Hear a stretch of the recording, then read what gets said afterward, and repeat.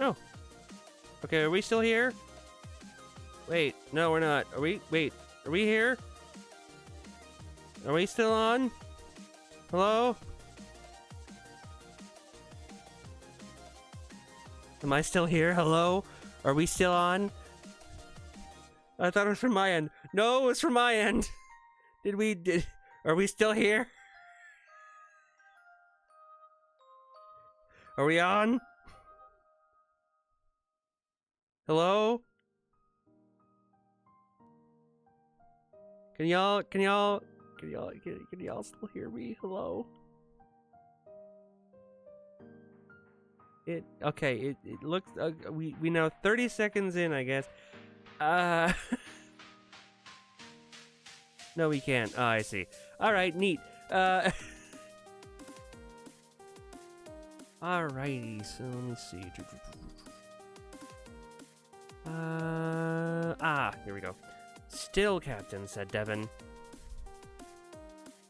Hello? Uh-oh. Yeah, we had a fun disconnect for some reason. I don't know why. But we're back, I guess. Said Devin. Still, Captain, said Devin. We don't know what she can do or who she is. We don't even know what species she is. Babonian, Preston said instantly. How did you? She told me. I'm having Mark chart our planets and keep log of our planets and species. Spaceship must have crash landed on Podge's router. Yes, it must have.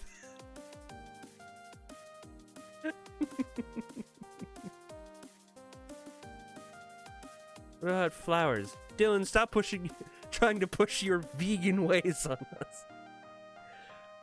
Back then, Devin was vegetarian, and Preston kept writing him as vegan.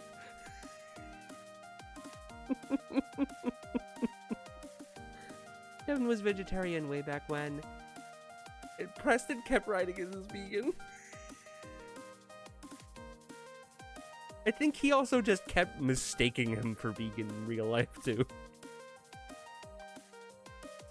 Mike, what did you write down for our last adventure, Preston asked. Let's see, replied Mike on the PA. The planet is called Curion, and the species are called Curians, since they looked like Tim Curry and are ruled by him. Anything else, Captain? No, proceed as normal. Now, Devin, I do not like your attitude. You can come with us on the next adventure or stay on the ship, but no matter what, I want you to accept Andromeda as a member of the team. I'm staying on the ship. Let's see how helpful she is on the actual mission. Devin said as he walked back to play Super Meat Boy. What a weird game for a vegetarian to play, anyways.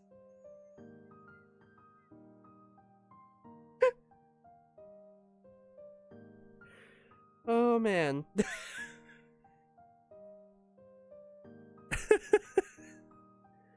Preston sat down in his captain chair and looked at Mr. Zeller. Nick, do you think we're making the right choices here? Preston asked. Well, Nick said, it all depends on if you're a glass half full, glass half empty kind of guy. Pro, free to capture women. Con, Tim Curry, one of my favorite actors, now has a vendetta against us. Well, to me, the heroes of Huntington are a positive force for good, Preston said. Yeah, about the name, Nick said. I'm not feeling it. I agree, Mike said. Not all of us go to HBHS, Preston. Not because of my school, Preston replied. Gave us that name because we were from Huntington Beach, and we're heroes. So, not all of us are from Huntington. Chris said, look at Andromeda, she's an alien. Plus, what if we get crew members that aren't, and they're not, new crew members, and they're not from HB either? Ah, Preston screamed. We're flying around the cosmos of a freaking spaceship, and all you want to do is figure out a name? Captain, injected Dylan, I see a planet dead ahead. It seems to be sending us a distress beacon.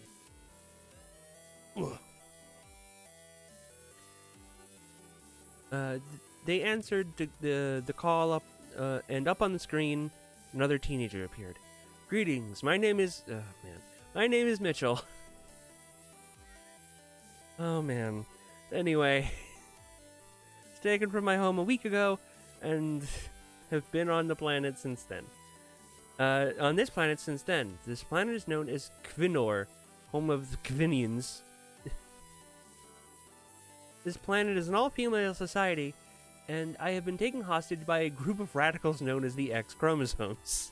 Save me, and I will give you my talent of potions. This is getting out of hand. Now there's two of them. Two of who?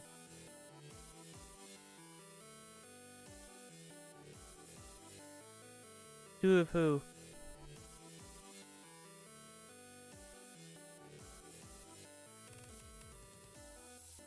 Wait, questioned Nick. Potions? I thought this was a science fiction story. Why are there? We must save him, proclaimed Captain Preston. Teenagers. We're all teenagers in this story.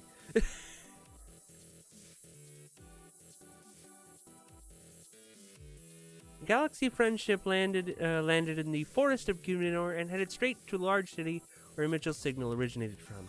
The crew, consisting of Preston, Nick, Chris, Mike, and Sandromeda, followed the beacon left by the one known as Mitchell. Devin had no idea the ship had landed and was busy playing Super Meat Boy, while Dylan and Kevin watched Grown Ups too. Why? I don't know. They just did. Soon, the crew came to the city.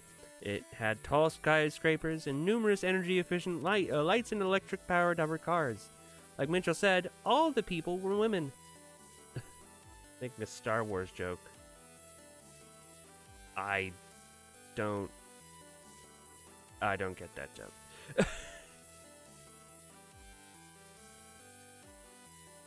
Hang on, save? From a planet of females? With a story that was written by teenage boys? Is this going certain places? No. I don't think so.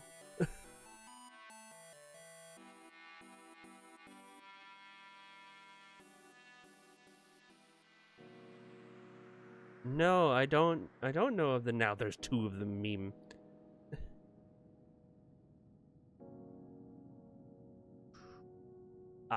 Soon the crew came to a city dressed as all the people were women, dressed in a variety of clothing. Some wore business suits, others wore cloth reminiscent of Roman toga, and some wore construction outfits, and others were goths. The point was, Cuminor was a society similar to Earth, but with all females instead of men. Hello, my name is Preston Francis of the Galaxy Friendship. Does anyone know where we can find the X chromosomes? All of the women turned and gasped. A woman approached the crew. Greetings, I am President Priscilla of the planet Cuminor. Priscilla was dressed like an Earth president, suit and tie. Just kind of there. Goths hops on a spaceship.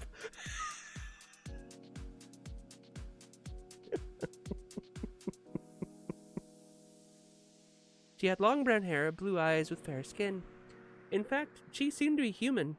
Next to her were two muscular women with sunglasses and dark suits. Most likely her bodyguards. I'd like to point out what we're all wondering, Nick said, but why do you look human? This is an alien planet.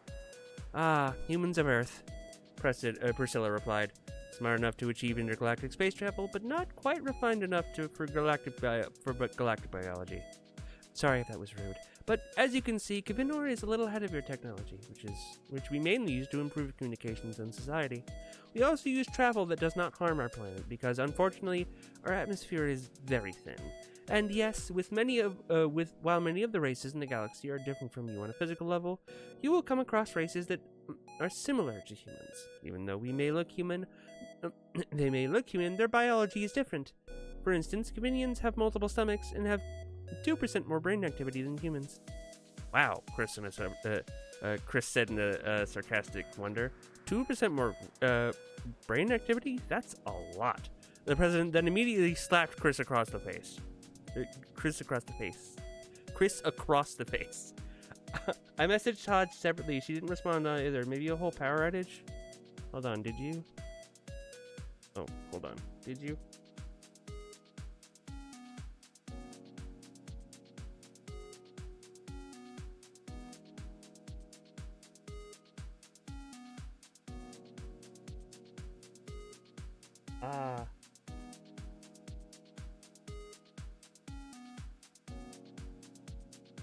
No, it's, Chris, if you can hear me, we're we're on. We're on again. We're back.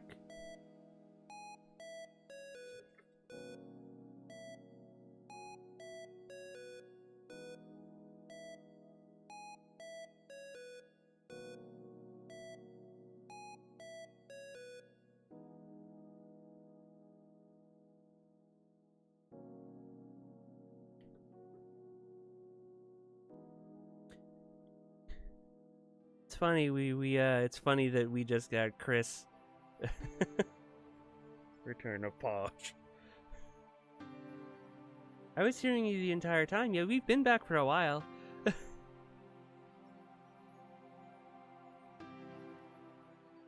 Funny that that Chris might not have known then. We just got to him getting slapped across the face. Here on Gryffindor, we don't allow any disrespect to any of our sisters or high male academia, Priscilla said. Well, Chris said in a sarcastic tone, for an advanced alien race, they sure are violent. The president then slapped Chris across the face. Again. Chris, stop talking. I can't. Man, if Dylan were here, we could getting slapped even harder. My male academia. If Dylan was here, he'd be dead, I bet, Mike commented. The crew walked through the city and followed the president as she continued to explain to the HH crew about Gryffindor. The group you are looking for, the X chromosomes, are a group of radicals. Ugh, sorry, I had to check. I'm now checking every time. Wait, no high male academia? So no college? No, there's definitely still college, just all female colleges, because all of the planet is female. Lotta.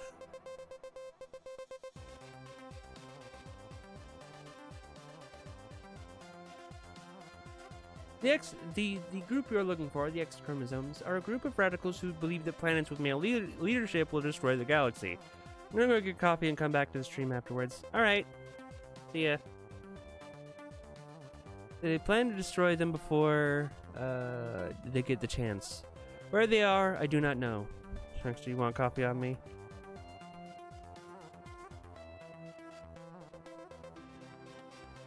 Do I get that offer? Do I get that offer? Like, come on. It's not that far of a drive to Missouri from California.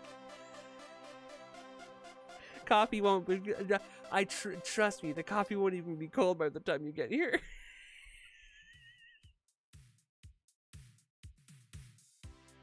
Do you even drink coffee? No. But thank you. I mean, since I'm in college, I wouldn't be welcome, but women. You probably wouldn't be welcome because you're a man. And this is an all-woman planet.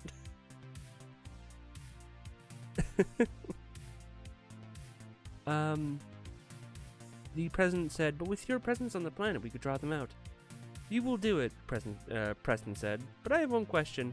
Cloning, the president said. We have sex, but we use cloning to create more comedians. How did you... Mike began. It's a planet full of nothing but females, President Priscilla said. What do you think is the first question people ask when they come here? Well, then no coffee for the Missourian. We'll adopt Podge as a tea drinker. The only tea I've ever drank is Sleepy Time tea, and that barely worked anyway. And it wasn't...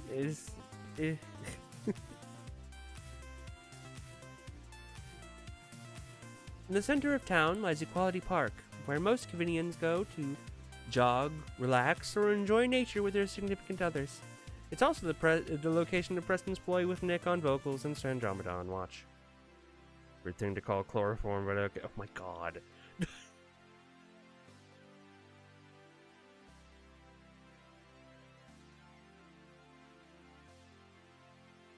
Just realized the sign.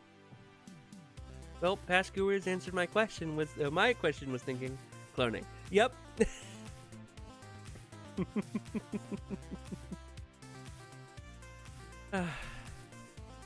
Nick, dressed up in a nice suit,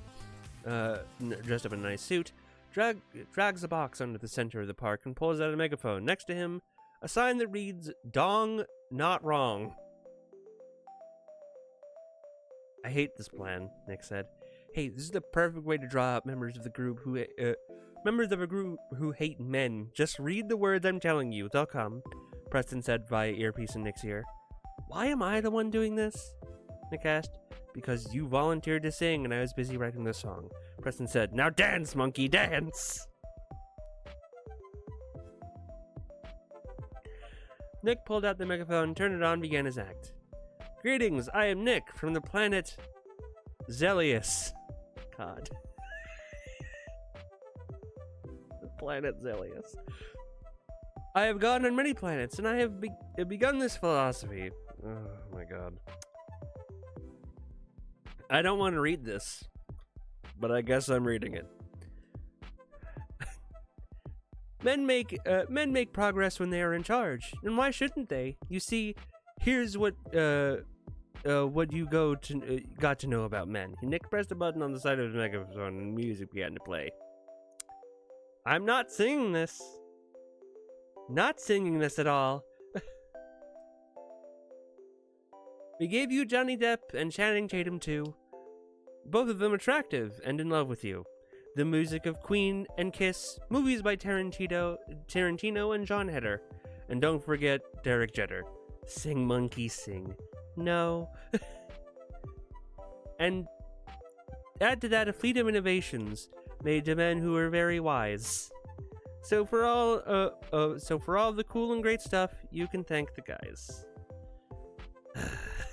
Nick continued to sing the song, and as he did, Sanjamata noticed a girl with a blue mohawk and multiple face piercings.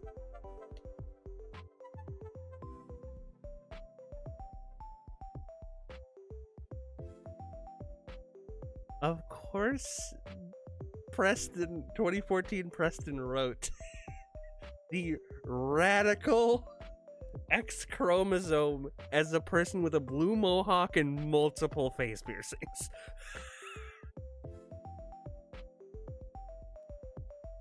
Someone we would now call an alt baddie. Anyway.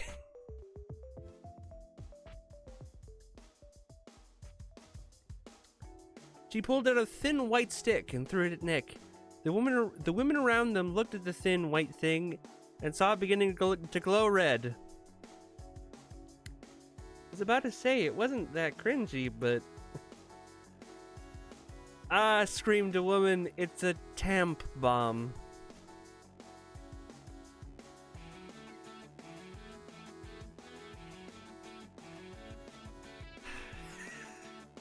Everyone ran away from Nick, and the stick released a blinding cloud of smoke from it.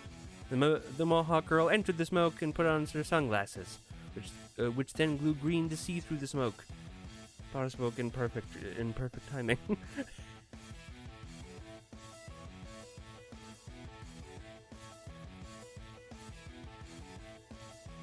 Which then glowed green to see through the smoke. Sandrana tossed a piece of the curry control chip onto her, as the Mohawk girl threw a sack over Nick's head and dragged him into her van. The pun is at least funny. I guess you can call it funny. The GOOH crew regrouped by Sanjamata. Alrighty, she began. By having a piece of the curry control chip on her, I can use its unique coding to track it by using the other pieces of the chip we have. She can cook, and she's smart. Knew it was a good move to replace Devin with her.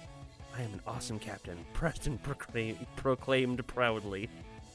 What an alliteration, past Preston. Preston proclaimed proudly. Following Sanjamata's plan, the crew followed the chip to a warehouse down by the pier. Duh, where else would violent radicals meet? And entered the ajar door. It's not a jar, it's a door. There they came across a boy at a lab mixing chemicals together and Nick tied to a chair. So he said, "What's the worst that could happen, Nick?" "Well, now we know. Nick complained to the boy. Gosh, you make it really hard to rescue you, you know that? Preston said. Guys, check it out, this is Mitchell, Nick said as he pointed to the boy at the table. Mitchell was a fairly chubby dude with glasses and short brown hair. He's making potions. Don't worry, I already complained to him about why that makes no sense. Who are you guys? Did you get my distress beacon? Beacon? Are you here to rescue me? Mitchell said quickly. My next question is, who are you? Friend acquired. Mitchell joined your party. We are, Preston started, but stopped for a moment. Began to think that maybe Heroes of Huntington wasn't such a great name, and maybe they should go with something more recognizable, more exciting, more interesting. Bacon and Jamaican accent. Preston then started over. We are GOOH. I want to play an RPG, and every time someone joins your party, you get in an epic voice, friend acquired. We are GOOH, Mitchell questioned. GOOH? Mitchell questioned. GOOH? All of Preston's crew members questioned. Yeah, Preston said. GOOH. We are the Galaxy's organization of heroes. GOOH here to protect you. I like it, Nick said. Now will someone untie me, please? These X chromosome crazies will be back soon, and I would like to get that before, like to leave before that happened, okay? While the crew untied Nick, Mitchell began to explain what he was making at the lab. You see, I know this recipe to make that makes potions, and what they do is they unleash power to whoever drinks it. The power lasts for a while. For a marriage in the game, and it says wife acquired. Still on.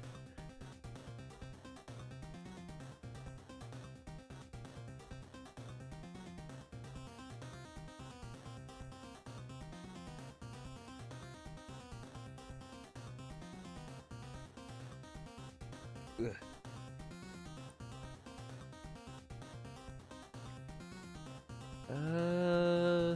Unleash power whoever drinks it. Power lasts for a while, but not too long. And each potion reacts differently with every body. So everyone should have a different power. That sounds awesome, Preston said. Way to go, bro, Chris said. Have a game that lets you change your dick acquired. Dick removed. Bro, who dares enter the lair of the X chromosomes? Chromosomes, sorry. A voice yelled at as the radicals entered with their blue mohawk leader. You were losing your dick privileges. So there was reminds me of a thing. So Claire, Proton John, had like I think a week or so after they had come out publicly, a bunch of her community members made videos saying like congrats on your transition, and put it on into a whole big, like a whole big video. And at the end there was one from like a weird like VTuber model that was like a bat spider, don't ask. And it was like really unhinged.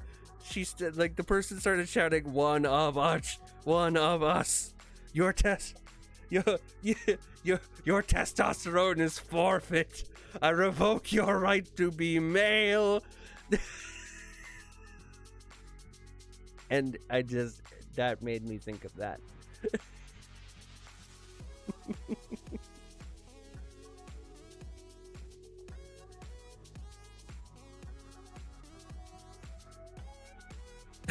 Anyway, I really gotta stop talking on this planet, Chris sighed and said to himself.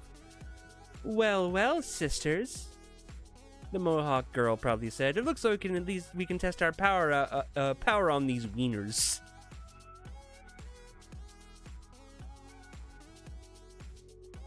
Funny, because anyway.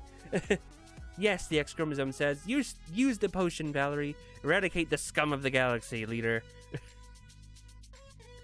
Valerie pulled out a potion vial, and the GOOH crew looked on in shock, and then to Mitchell. I may have made one and already made one and gave it to their leader, Mitchell said. Suddenly, she drank the vial, and all of a sudden, Valerie began to grow. Yeah, there we go. She outgrew her clothes, of course, and became so big she went through the roof of the warehouse. She took a big tarp and wrapped it around herself. There we go. She had become nearly 50 feet tall. My body is too good for you men to enjoy. I don't want your last moments alive to be gazing at my voracious body, Valerie said in confidence. Trust me, we're not missing much, Chris yelled, and then covered his mouth. My God. Valerie showed her anger at the comment and then grew a little more. Interesting, giantess.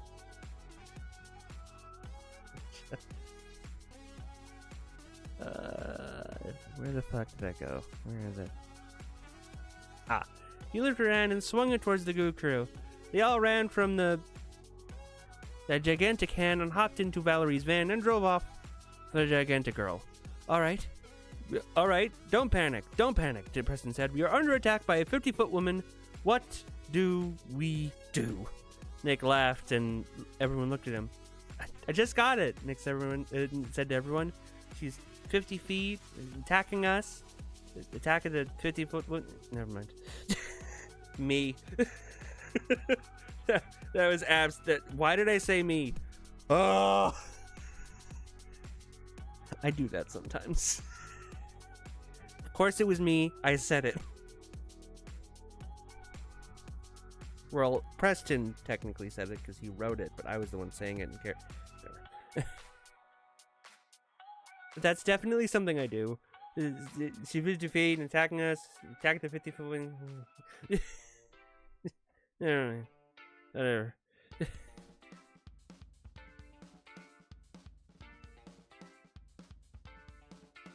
Val continued to chase the van, and soon she ran through the city, where numerous convenients looked at her in shock and horror. Look, sisters, this is the power we can have. Join me, and we can wipe out all the male scum in the universe, and live in a perfect woman-ruled utopia. Well, so much for the idea of equal-based gender opportunity. Andromeda said. Let's just head to the ship and maybe we can find some weapons and fire at this big B word, Mike said. Yeah, let's find a phone and see if we can call Dylan, Nick said as he saw Dylan walking down the sidewalk opposite of the van. Andromeda pulled up right next to him. Dylan, what are you doing? Preston asked. You're on a planet full of women. Do you know what my odds of scoring are here? Yep. Classic Dylan, Dylan told them. Very high, let me tell you. Dylan looked and saw the rampaging women coming towards them. Hubba, hubba, Dylan said. What size are those, double D's or double Z's? God. Grr, Valerie said and grew a few inches more. Dylan, stop insulting us. She's trying to kill us. Nick screamed at him. All right, death by snoo. I can dig it, Dylan replied. Valerie was angered once more, and again she grew. Wait a second. Does anyone else see the connection? Preston said. Her size must be connected to her anger and make her angrier. What makes her angrier other than men? Insulting women. Quick, insult her more. What? Everyone said. Just do it, Preston. God. Preston exclaimed. Hey Val, that tarp makes you look fat. No wonder you never got a boyfriend, Andromeda said to Val, with her very confusing insult. But hey, it worked. Val was angered by it. Hey Val, you want to rule the galaxy? Chris yelled. So you can tell every planet about the day you had. I understand that the plot was like demanding that we insult her, but my God. Valerie grew to even bigger sizes. Hey, big tits. Check out this, Dylan said as he dropped his pants and revealed his UK Speedo underneath. Context: Dylan used to play water polo in high school, and water polo requires you to wear a Speedo, and he would always talk about Speedos.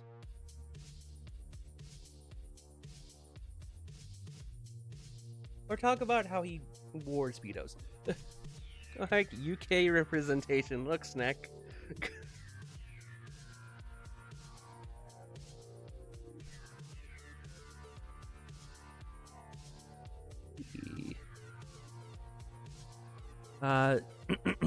The flaunting and over-sexualization of the boy infuriated Valerie, and she grew even larger sizes.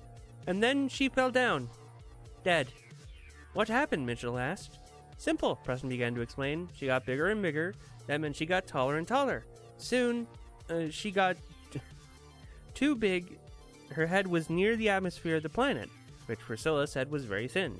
Thus, she had nowhere to breathe, and well, the rest is history. Later, the Cavinian police force arrested the remaining members of the X chromosomes, and when her body grew back to normal, collected Valerie.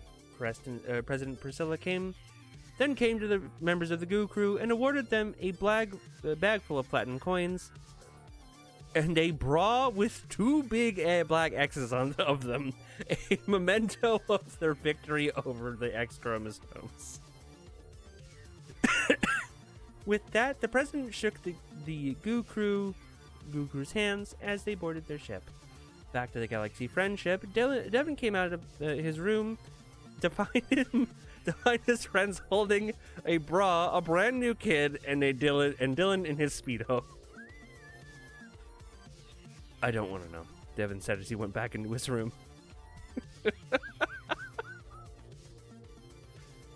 So, said Chris, you can make potions that give you superpowers?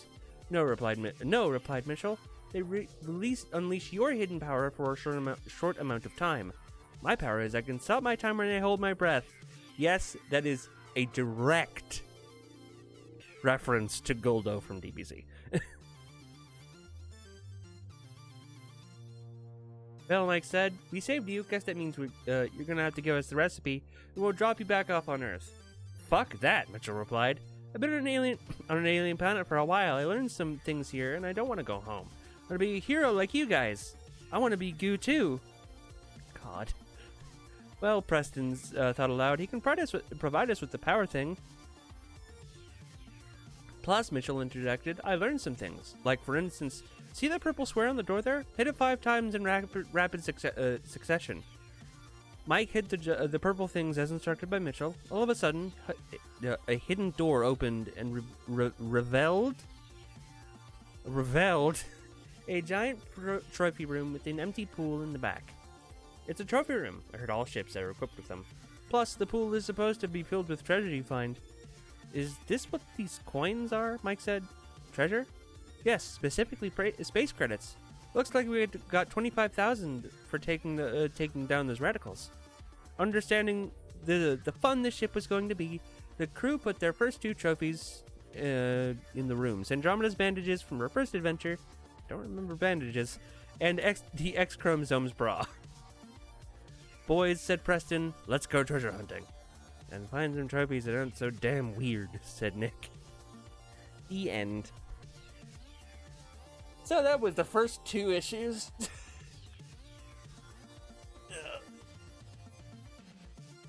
The first 2 issues do not have any superpowers in them whatsoever.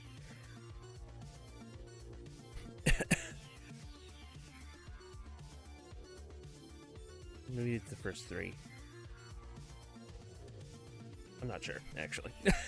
Anyway, Galaxy's Organization of Heroes 3. Mike's Adventure with the Metal Men.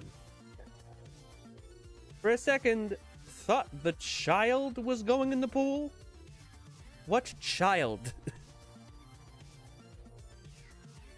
You mean Mitchell? He's our age.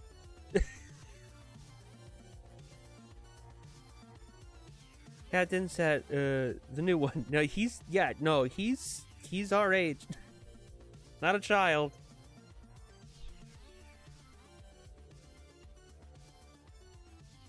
Captain Preston sat in the prestigious captain chair, looking out into the beauty of space. Captain, Mitchell said, "Since I am now part of your crew, would you mind telling me what everyone does?" I'm calling him a child. You acquired him from the adventure. Sacrifice him? No. Certainly, Preston responded. I am the captain. Nick is my second in command.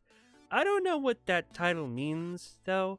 Mike is in charge of chartering planets / naming planets and species. Chris is now in charge of the trophy room / treasure room / trophy room / treasure storage / finances.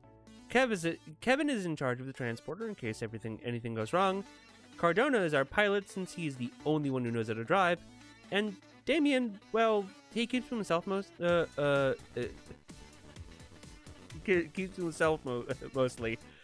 Oh, there he is. Hi, Damien. How are you doing? Damien grabbed his captain by the throat and threw him against a wall. Captain in trouble. I'm in trouble. Nick, say you're open to stun. Preston wailed. What weapon? Questioned Nick. You never gave us weapons. It's on my to-do list. Damien continued his rampage. He smashed Dylan into the fridge, helicoptered Mike, and gave Chris an atomic wedgie. He then proceeded to grab a guitar and set it on fire. Metal was the only thing Damien said. Mitchell commanded Preston, give someone a potion ASAP now. ASAP now. Now is the metal men made of metal or metal band-aids. The timing, as soon as I sent that, you said metal. ASAP now. Not ASAP later.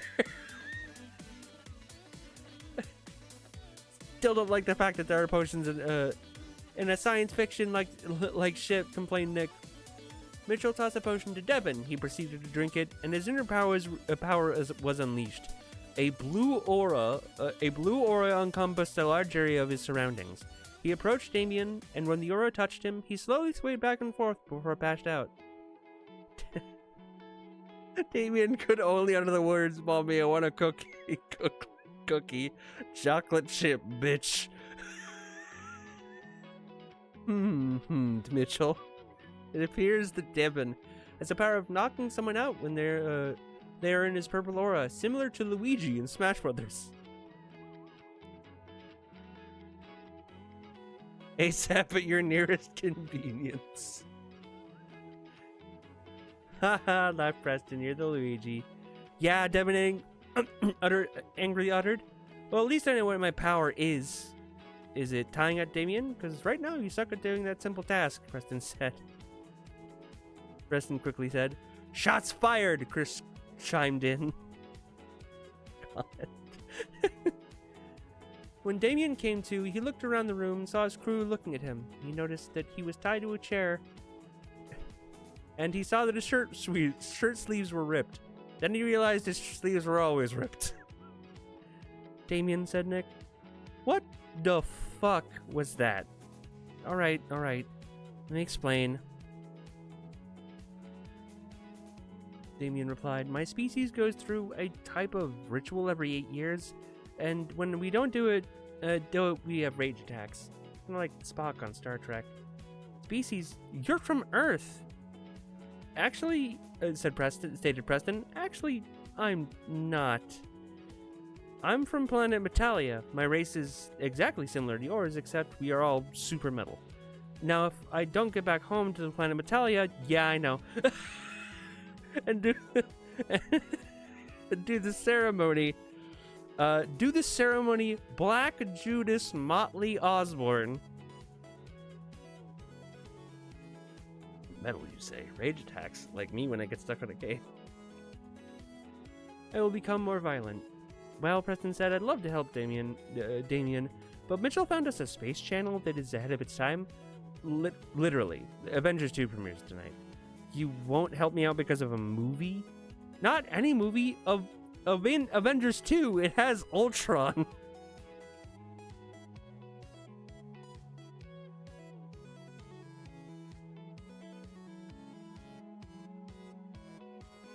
Oh man, back when Marvel was the Marvel Cinematic Universe was still, you know, manageable.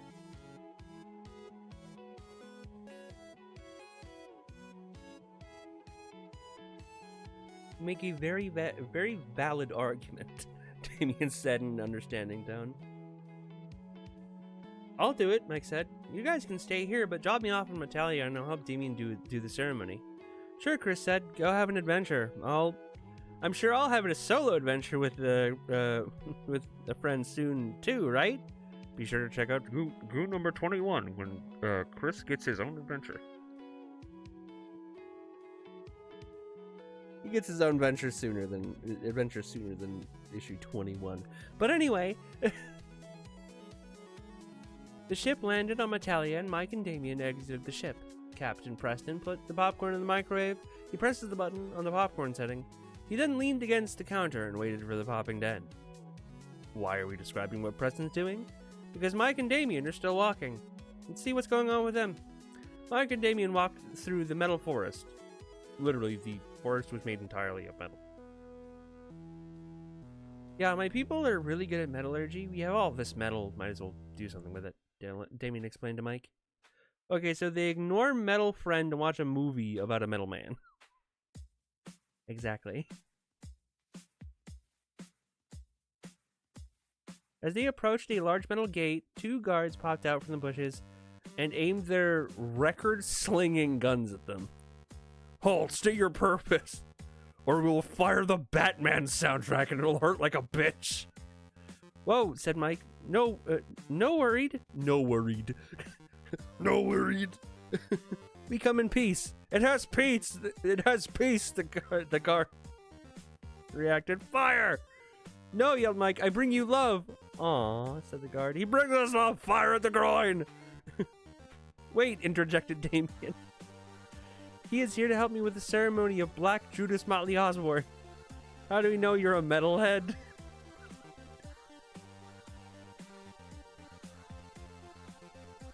Damien pulled out a Zippo lighter, flicked it on, raised it above his head, Metallica rules. Okay, he passes welcome to the city that metal built. A kilogram of man is heavier than a kilogram of friend, I guess.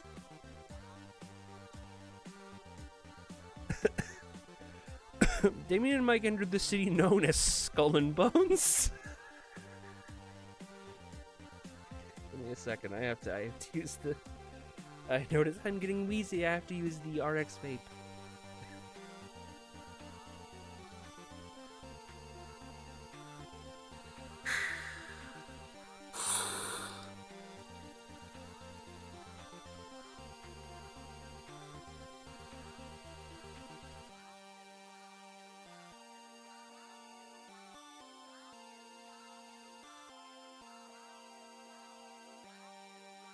RX turbo breather?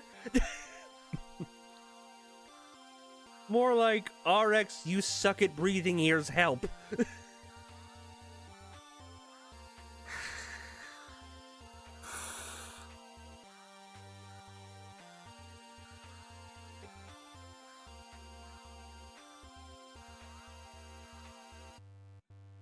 There's a quick time event in a game for an inhaler? What the fuck? What game? I need to know. Oh, is it, Life is Strange? Because I feel like it's Life is Strange.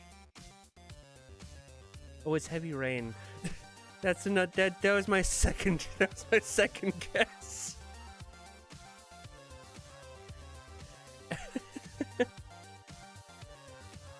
The sky was permanent red with gray clouds. People would say hi and bye to each other by throwing up a rock signal with their hands. All the water was dyed to make it look like blood. A giant clock tower in the middle of the city would announce their new era by starting a 2-minute pyrotechnic show. It was a city built for metalheads by metalheads. Back from coffee, it's weirdly salty. What the fuck?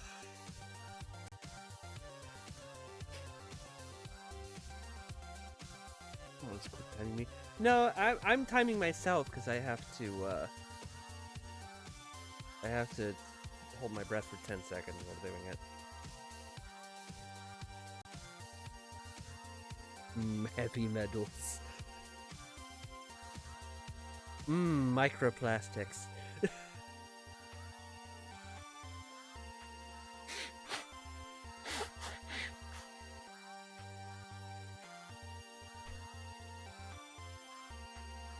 Like a trial.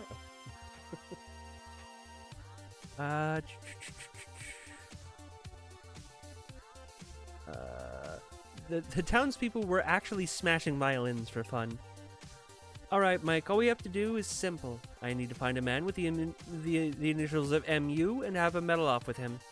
If I win, or if he loses, the ceremony is complete and I will become less angry. Oh, alright. Shouldn't be too hard to find MU. He's probably just some punk. Did you just call me a filthy punk? Mike turned around to see a tall metalhead with large, wavy black hair staring down at him. Oh, wavy wavy-haired Max. Wavy black-haired Max. When he never had black hair. It was always dark brown. Someday I want to kiss someone so they need an inhaler because I took their breath away. Damn. This was way back when, man. Holy shit. When Max had long wavy hair down to here. Probably even longer, to be honest. Punk music is for wimps. So many people have described my hair as black nowadays. Also, hello, Max. How you doing? You're back. Neat. I'm guessing you're MU? That's right. I am Max Underwood, but you can call me Undertaker because I'm going to bury you. Leave him alone, Damien said. I am here to commence the ceremony of Black Judas Motley Osborne. Do you accept? Aye. My hair is longer now, TBH. Down to here? Because when I saw you, you were still, like, to here. At the very least. When did I last see you?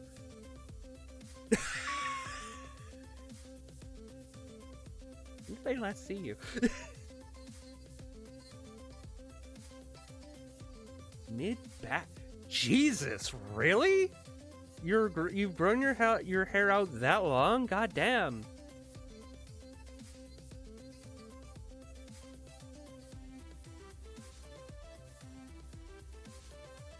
Do you plan on cutting it, or... Oh, man, was it that long ago? Do you plan on cutting it, or do you just want it to be mid-back hair? Did Max see you when we were down last year? I haven't cut it since 2023. Damn, holy shit. Wait. You were there. I don't even... Was your hair that long?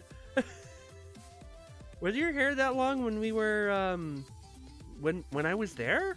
I don't remember it being that long. Longer than in high school, really? Shit. I don't remember seeing your hair that long.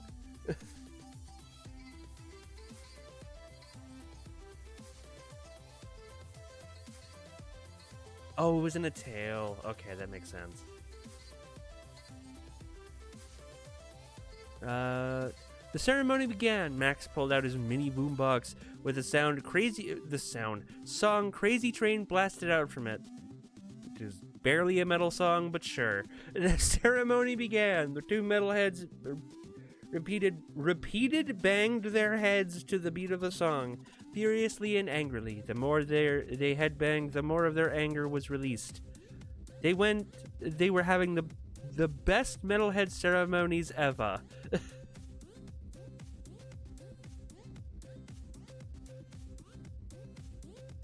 But past my shoulders in high school, it got to my shoulders. Yes, rip Ozzy. He was a kind of a piece of shit human, but at the very least, he was a good songwriter. Crazy Train's barely metal, right? I don't know metal, I think. Am I wrong? Probably wrong. I am most often wrong.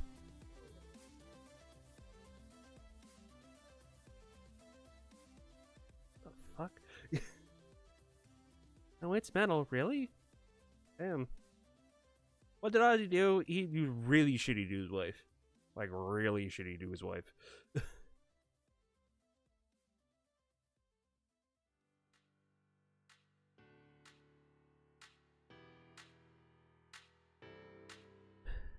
Let's see. The two metalheads were almost done with the ceremony.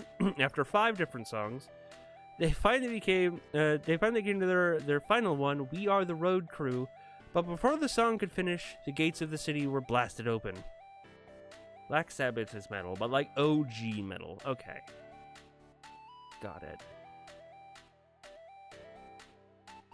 Whoa, screamed Mike. Are we under attack by terrorists? Worse, said Max. The Dubstepians. A small group of people dressed as hipsters and blasting dubstep versions of metal songs from their Walkman because the iPod was too mainstream. Was that because of the drugs, though? Was he okay after he went sober? I don't know. I don't like the excuses, though. I'm glad he quit before he died. The Walkman.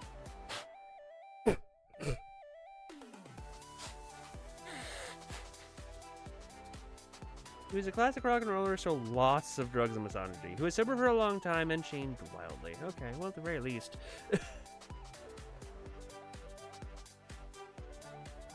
Walkman phones? I don't know what the fuck that is. The ears of the metalheads suffered with pain and they fell to their knees, all except Mike. The hipsters gave Mike a weapon, believing him to be the one of them since he had his hipster hat on. The weapon was a dubstep gun, a gun that fired dubstep music and looked similar to the Duck Hunt pistols from Nintendo. But it's set to a frequency that caused a person's head to explode. My god. A gift for you, brother, for somehow sneaking into the mainstream city. We present you the dubstep gun. Careful with it. Careful with it. It's our only one. You guys, coldly replied Mike, don't think ahead, do you? Thinking ahead is too mainstream. Mike turned the dubstep gun on, attacking the dubstepians.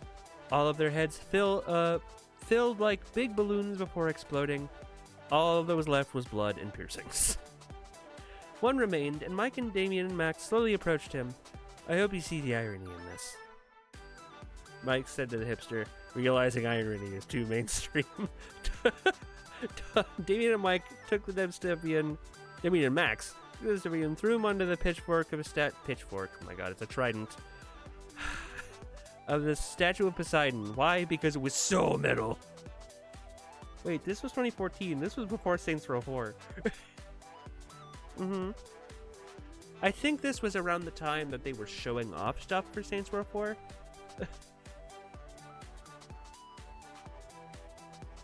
Or Saints Row 3. I don't know, whichever one.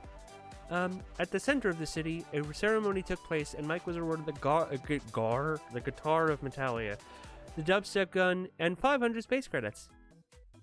Mike made a note to himself to give this to Chris to add to their finances. Hey, said Max. That was pretty cool of you, kid. I respect that. Trust me, Mike replied. I have some stories for you. Wait, do you do a bunch of stuff like this? Dude, let me come with you, Max pleaded. Realizing the opportunity of having a new crew member, Damien and Max accepted him into the Galaxy Friendship. Back on the ship, the rest of the crew finished Avengers 2 and Batman v Superman: Dawn of Justice. Well, who knew Ben Affleck would be a decent Batman? Shut up, Preston. You shut up, Devin. Get over it. Christian Bale had his time under the cowl. I liked it, but why were there so many superhero cameos? Chris asked. You had Batman, Superman, Wonder Woman, Aquaman, Cyborg, Green Arrow, Flash. Just call it Justice League, for goodness sakes. I can't decide who is better. Dylan said. Gal Gadot is Wonder Woman or Scarlett Johansson is Black Widow. Both were very sexy. This is why we didn't want you to come with us to Kavinor, Preston said. Mike, Damien, and Max entered the ship and told their whole story to the crew. Captain Preston responded to this. With this, great, we have a weapon now, some money, and some treasure for the pool. That guitar is another trophy, another successful mission. Nick chimed in. We didn't do any. I said another successful mission. You, new guy, welcome to GOOH, Preston said with open arms. Hello, Captain, I am Max Underwood. What will I do on this ship? I don't know! I don't freaking know! I don't know what some of these guys do, Preston said. We'll make you head of communications. It doesn't mean anything, but now you know what you do. Good. Alright, I'm calling it a night. See you next time, everyone. The end. Check out next issue when events happen, characters have dialogue, and conflict ensures. Maybe a hijinks ensure, too. And before we go on to issue 4, how Nick learned to love the bomb, or how Nick got his power on, we're gonna go on a break. Go on our usual 10-minute break, so I suggest you guys go get a snack, go get a drink, go to the bathroom, stretch your legs, feed your animals if you have any, if you need to be fed, and also let them out. And as always, we will have our good friend Sora running the stream while we are gone. So I'll see you guys in 10 minutes.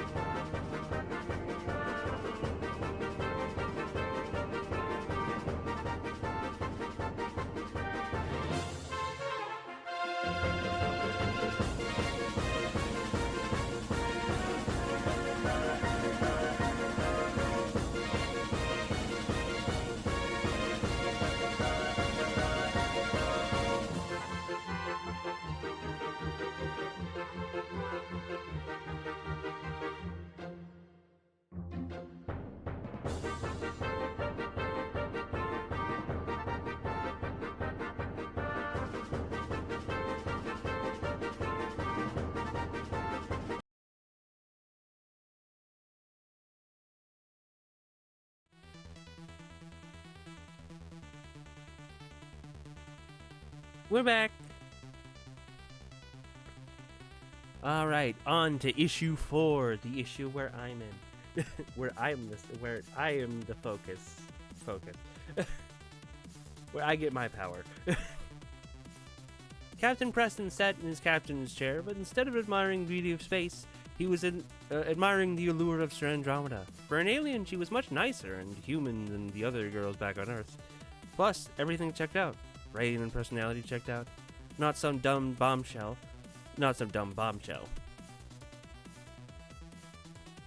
Again, the warning.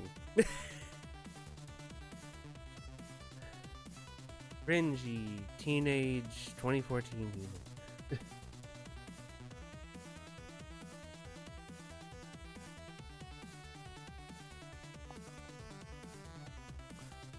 Cardona set the ship on autopilot and approached Andromeda.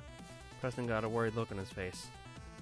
Now a look of scarred worried, more like embarrassed worried. Embarrassed of what Dylan was going to say to the new crew member. Hey, it's Andromeda, Dylan said to her. I was wondering if you had a word of the day calendar. No, I believe myself to know a plethora amount of words to answer or respond to people. Well, my word of the day is legs. How about you and I go spread the word?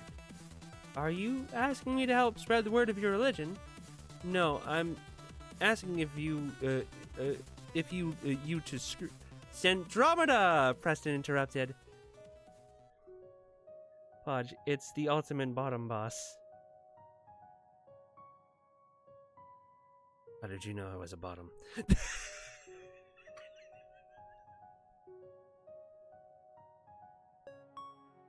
Anyway, hello, Patata. That's fine, you're fine. Don't worry about it. Let's see. Where did I leave off? President interrupted. Do you think you can check on the torpedoes? I don't want to jam on us. I returned. Hello, Snake. As Andromeda left the room, Preston walked Dylan to the observation deck. Dylan, why are you hitting on her? She's a co-worker. You can't have relations with a co-worker. What are you talking about, man? What are you talking about, man? You're hitting on her. I'm her captain, not her co-worker. It's different. My mom made cinnamon rolls, and I tried cinnamon rolls for the first time. I am neutral to them, I guess. My dog wanted to eat the forbidden cotton ball. What is the forbidden cotton ball? Do you remember 2020? It was 6 years ago. Yes, I do remember 2020. Not a great year.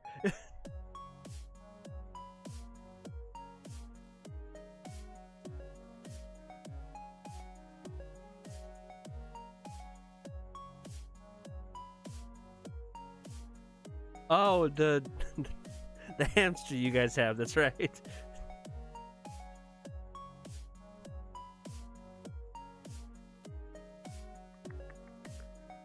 Not fair. That's not fair. That's what it is. Back on Earth, I got to hit on multitudes of women with my polos. It was my water polo skills, and yet he was eternally single. Now we barely come across any dames except for her. What about the planet we saved Mitchell from? You guys didn't tell me. I would have loved to go on a planet that was literally full of women. According to Mitchell, it's not that great. I want to see some girls that are fair game. It's been a while since I, relieved myself. Remember 2006? It was 20 years ago. Yes, I do remember 2006. Sort of. And again, the warning.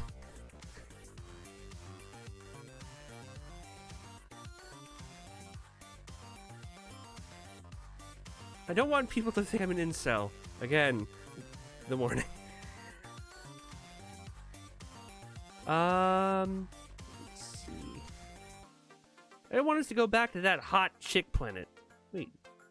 I'm the pilot. I'll just fly us there. Cardona, as your captain, I command you, do not throw us off course. Off course of what? We don't know where we're going. We just fly until we bum into a crash. The ship crashed into the atmosphere of a new planet. The crew took their spots in the bridge. Devin checked the ship's scanner. Strange, Devin said. The atmosphere is breathable, but it's also made up of sugar. As the ship broke through the atmosphere, the crew saw the planet before them. A planet made entirely out of chocolate.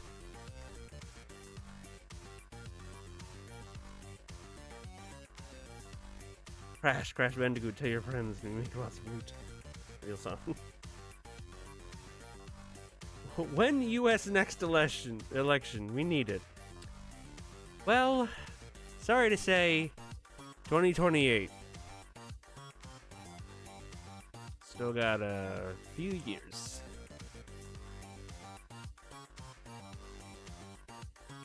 Yep. He was elected in 2024, so we have 4 more years. We had 4 more years with him. It's now 2026. So we have a couple more years. For legal reasons, I can't run for president. Yes, because you're not a citizen of the United States. Neither are you a natural-born citizen of the United States. America is getting trumped on. Yes, it is. Anyway,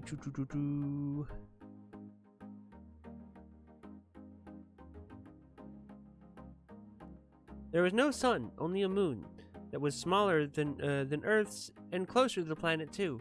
The planet was entirely cold, thus keeping the planet from melting and keeping it solid.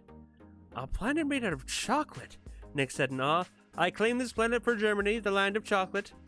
Hey look, said Dylan, a German trying to take over the world. Go fuck yourself, Nick replied. Make America GOOH again. Oh, Jesus. I am not a United Stadian. I don't vote. Stadia, the term United Stadian really makes me think of the Google Stadia and how much of a bad that was. Alright, crew, this is your captain speaking. We need people to stay on the ship while we investigate the planet. The team that goes on the planet will consist of me, Dylan, Nick, and everyone else stay on the ship.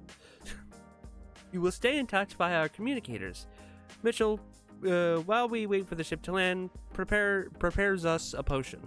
We may need it. When the ship finally landed, the team left the ship and began exploring. They were amazed by it all. Chocolate trees, chocolate clouds, and chocolate animals even. How about we call this place Nestle? Suggested Preston. Nah, we named the planet too many. We don't need want to name to name too many planets based on references. How about Chocolate? It's chocolate and planet. I got it. Proclaim Dylan. Since it's all chocolate, why don't we call it diabetes? God. I don't know what's going on. It's lullaby. What's going on? It's a lullaby to sleep. Story to sleep. No, it's not.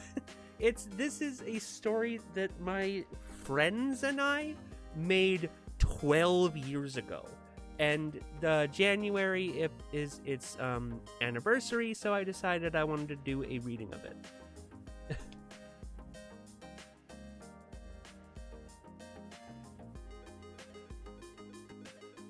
Buddy old chums.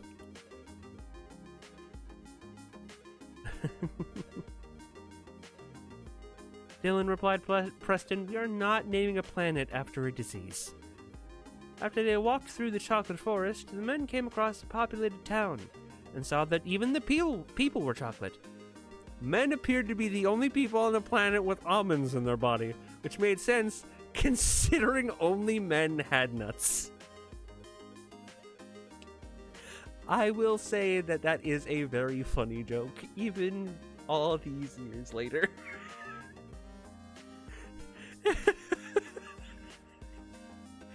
After a trip into the nursery, the crew discovered that the children of the planet were not born from the women, but rather developed for 9 months in a chocolate wonder ball. You never know what kind of child you would get. If anyone remembers what a wonder ball is, congratulations, you're old. How is the back pain treating you?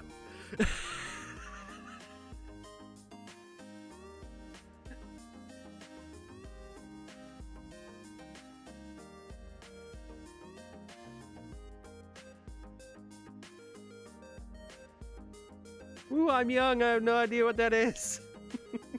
It might be an American thing, I'm not sure if it was in Britain. In the UK, in Britain, in it.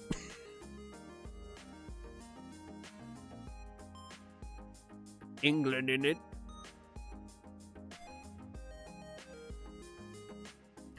Sorry, Snake.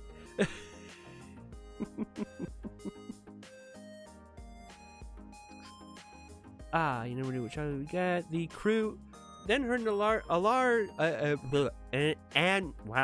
The crew then heard an loud alarm go off.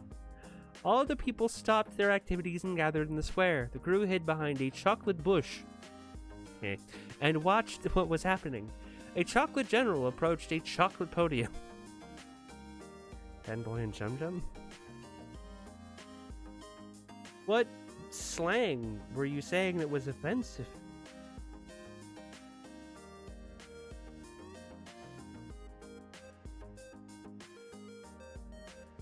My fellow Glucorians. Bum Chum? I did not know that Bum Chum. Or, no. What? That sounds familiar. It was a show on Nickelodeon that a lot of people pointed to and said, look, there it is. Nickelodeon's worst show. Which I don't disagree with. It wasn't good. It wasn't good. Our mission is almost complete. Once we add the final bit of spice, then our planet missiles will be complete.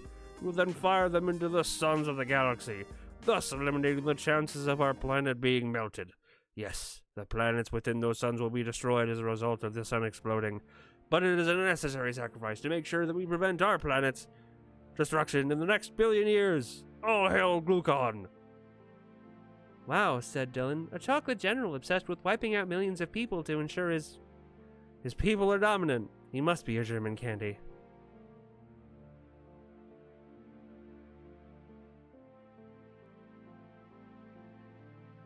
No, I remember Fanboy and Chum Chum. It was bad. Oh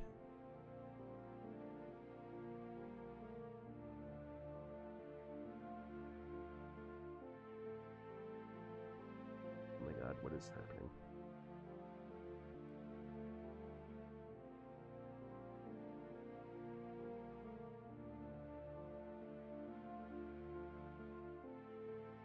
Alrighty. Damn it, Dylan, shut up, Nick yelled. His anger was obviously rising since his face was turning red, but his yelling also brought the attention the crew. They were captured and thrown in chocolate jail. Weird show I never seen but remember. Angela Anaconda. I have heard of that show.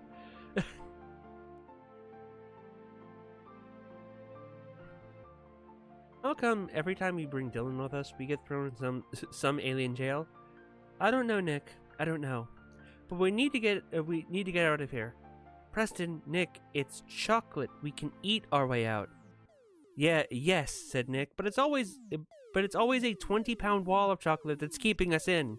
You'll die from too much sugar and even make it before you even make it to the nougat center. Well then, it's time for us to spat our regrets. Why did I not? I didn't even get to teach Sandromeda the art of French kissing.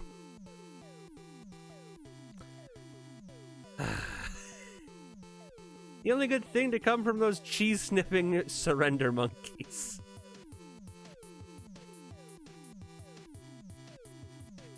I think I remember talking to Preston about this years later, and years later he was like, I don't know why I made that comment. I don't know why I hated the French so much.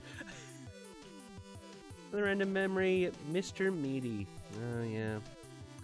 Remember that as a child, I saw that show, and I think I got scared of it.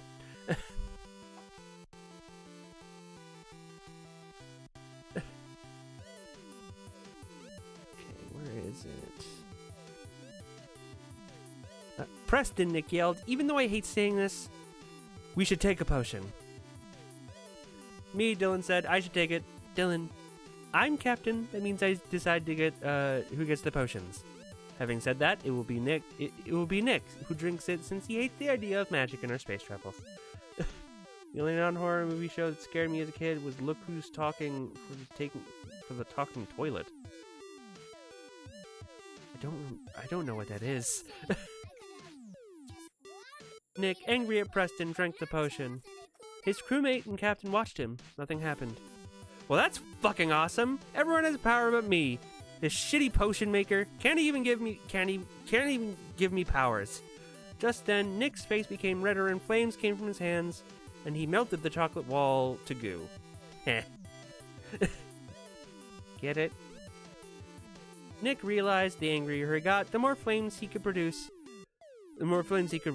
Chocolate security guards came to see the commotion and saw Nick with both of his arms engulfed in fire. Don't make me angry. You won't like me when I'm angry. No one likes when I'm angry. Nick led the crew back to the ship, setting everything he saw aflame, like a pyromaniac. Soon the crew got back to the ship and started the takeoff procedure. Wait, Nick said, what about the missiles? The crew then looked at the planet to see they wouldn't need to worry about that. Nick had started too much fire. It was spreading across the entire planet. Soon the whole planet melted into chocolate goop. Well, at least we stopped an evil race from destroying the universe. You're right, Nick said happily. We did save the galaxy. I guess we really are heroes. What a wild thing to say after I just destroyed a planet.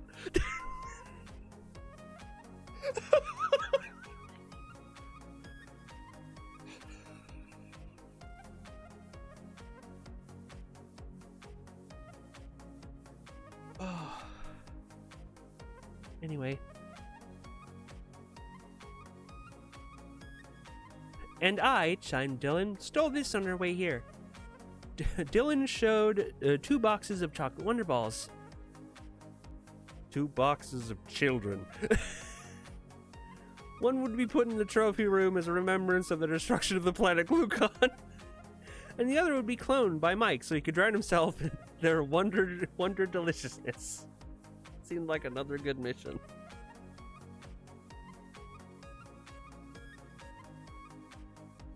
I love that it is implied that Wonder Balls are just filled with children.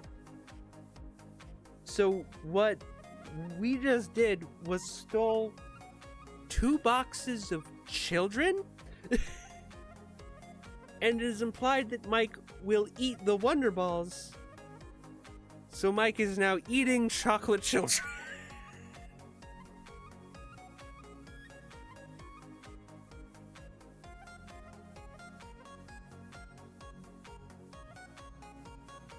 God, what the fuck? Randomly watching reactions to that one video I sent you, Snack, and the VTuber 3D one with the wizard and whatnot. The chaotic still. The end. The end? Question mark? In a dark part of space, the only thing that floats is a moon and a river of brown goop that used to be a planet. Then music fills up the vacuum of space as a large space car pulls up. Out steps a lone individual. So someone destroyed the glucons. It must be pretty tough. But I know for a fact they aren't tougher than me. If I ever come across them, I will show them, personally show them, the most painful death. No one is better or faster than me. Daniel, the space racer. Uh-oh, looks like GOOH just made a new adversary. Be sure to check out the next issue to see what happens to the galaxy's organization of heroes. GOOH issue 5, go Space Racer go. Or should we say, GOOH Space Racer go? It was a quiet and peaceful night on the Galaxy Friendship. The entire crew was asleep in their respective quarters. Each room had its own television, a mini fridge, and a large bed made of the finest blankets and softest pillows. Oh, I know what this is going. I know where this is going. I've completely forgotten about this part until just now. The crew dreamt peacefully until a glass window in the ship burst apart, and a loud creature went through the hole. A loud fist went through the hole. The ship put up a metallic wall and stopped the vacuum of space from killing everyone. The crew came out to see what the ruckus was. Hole fister.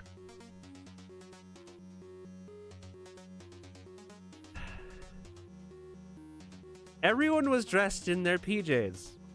Preston was dressed in Kingdom Hearts. Nick had ponies. Dylan had Family Guy. Devin wore carrot PJs. Mitchell had potions.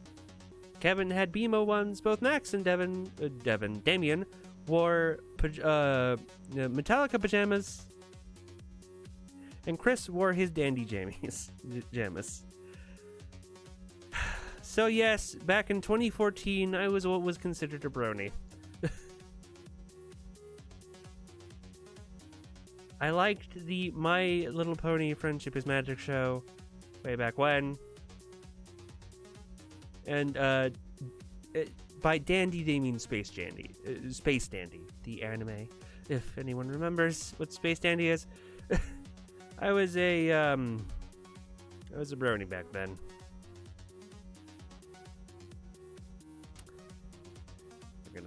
At least you had comfy, safe shows, unlike me.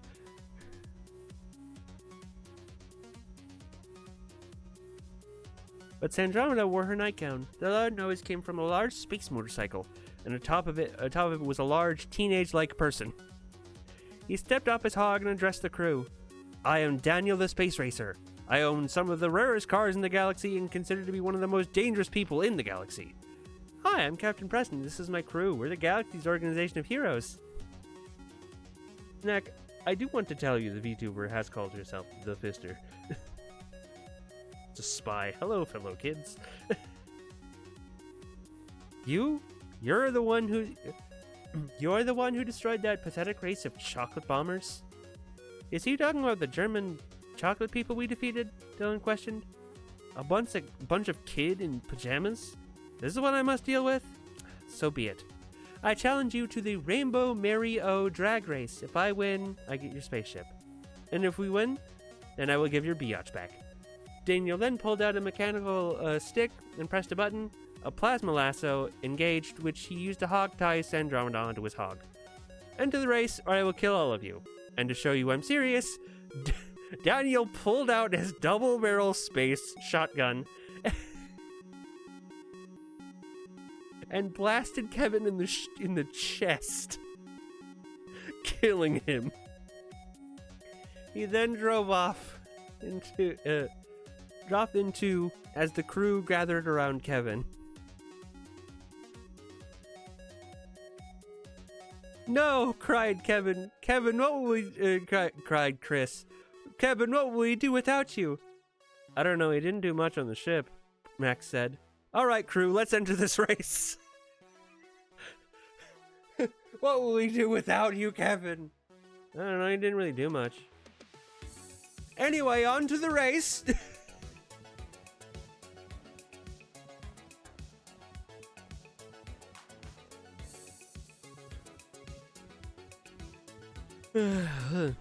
Let's enter this race, President proclaimed. Then we can come back here and watch Arrow. The entire crew groaned unanimously. Shut up, I like it. If you guys look past the TV drama, there's a good story. It's no Smallville. Whoever keeps saying that, please stop. Now let's go into the race. Preston, shouldn't we hold a funeral for Kevin? Maybe something like a Star Trek II Wrath of Khan? Nick, think. Was Kevin really the Spock of our group? No one responded. Alright then, let's go save Andromeda. Groaned Mitchell. I'm so sick of hearing about Andromeda. Hey, Preston said calmly. Bunches of ellipses. So many ellipses. Lots and lots of ellipses. So many ellipses. Oh my god, a lot of ellipses.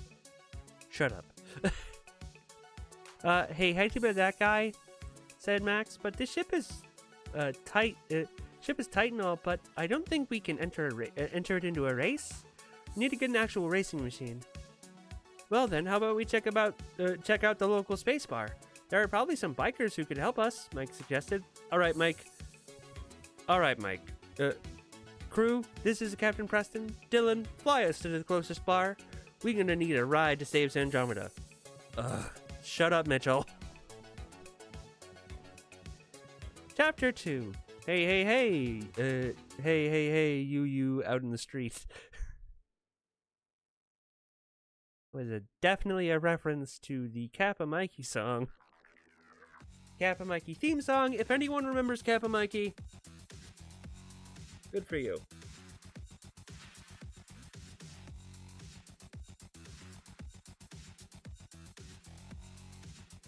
Hey, you, I don't like your girlfriend. That too. Don't you see the man is Kappa Mikey? Welcome to Rocksteady's, one of the most popular bars of the galaxy, but mainly because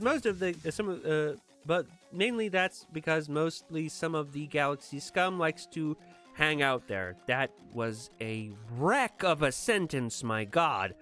But mainly that's because mostly some of the galaxy scum likes to hang out there.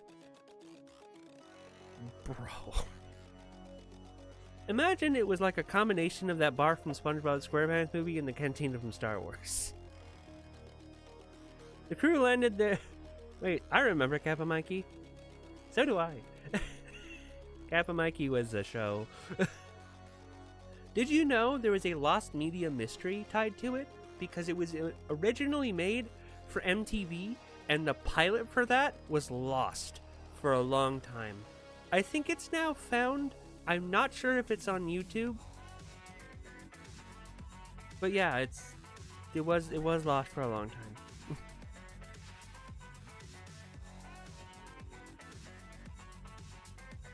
The crew landed the spaceship in the space lot.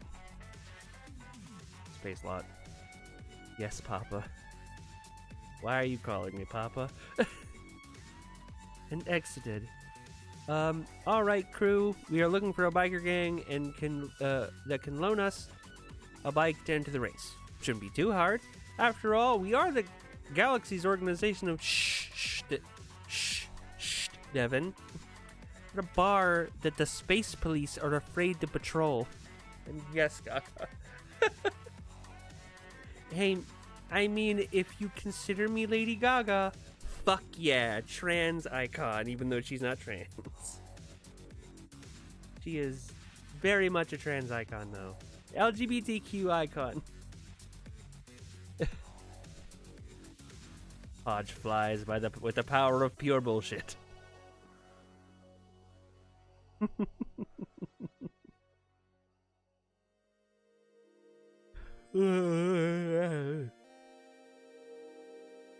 It's not a good idea to proclaim ourselves as heroes. The crew entered the bar. I forgot about this part as well. My being a brony becomes a tiny bit of a plot point. The crew entered the bar and saw multitudes of aliens inside the tavern that was filled with space jazz. Space jazz, or as it was called in Star Wars at some point, jizz.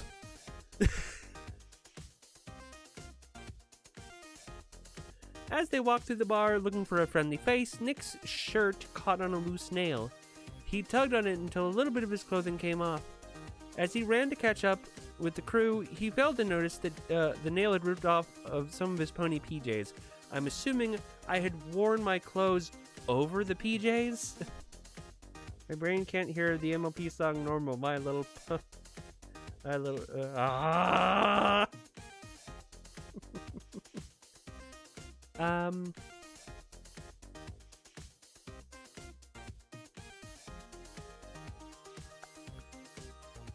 Hey, yelled a pig like 80s biker. There's a brony in the bar. The pig biker saw the brony clothing on the nail, and the entire bar gasped and looked around to find the brony amongst them. Look at that, Nick. Mike chimed in. These are my type of people. They hate bronies too. Shut your face, Mook. For a crew, we do tell each other to shut up a lot, Mitchell noticed. All right, you know the drill, a large fish alien. Brony detected. Large fish alien screamed. Everyone line up now. There's only one way to find a brony, and I will find him. Everyone in the bar lined up, and the head alien put a quarter in the jukebox. My Little Pony theme song played and filled the room. Nick bit high lower lip, fighting the urge to hum along. You have a brony shirt. How they not know you were brony? Apparently, I was wearing something, like something over the pony PJs.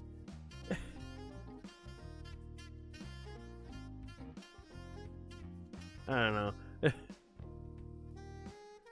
Nick Preston said, "Do not even think about singing. We need to prove to these guys we're not bronies and we're not heroes. So everyone stay sharp." The head alien walked down the line, eyeing everyone. He then stopped in front of Nick and stared him down. The Indian then leaned towards Nick. "Come on, let's hear it. I used to wonder what friendship could be until I found the magic inside of me." Before Nick could utter out the lyric, he kicked the alien in the balls and karate chopped him in the neck. Jesus. Wait, this is legit just the SpongeBob theme. Yes, it is. Is this an erotic LGBT story? No, it isn't. No, it is not. The only LGBT character in this story is me.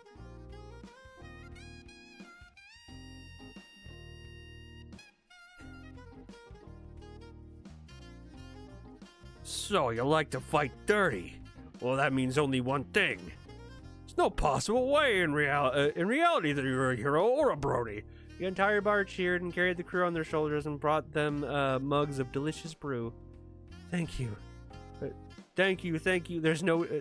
thank you. There's no dirty brony amongst us. Preston, Nick said, insulted. I'm trying to earn their respect, Nick. Be cool, man. I am Max Underwood. My friends and I are looking for someone who can loan us a bike so that we may enter the Rainbow Mary O space race. Can't be Podge. You're a straight woman. I'm a bi woman.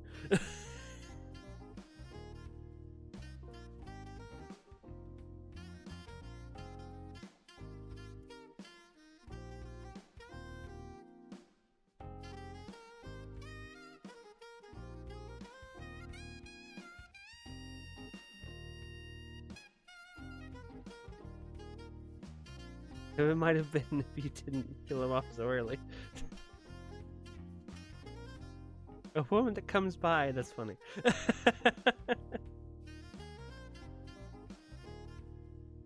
By women? Yeah, that checks out. God.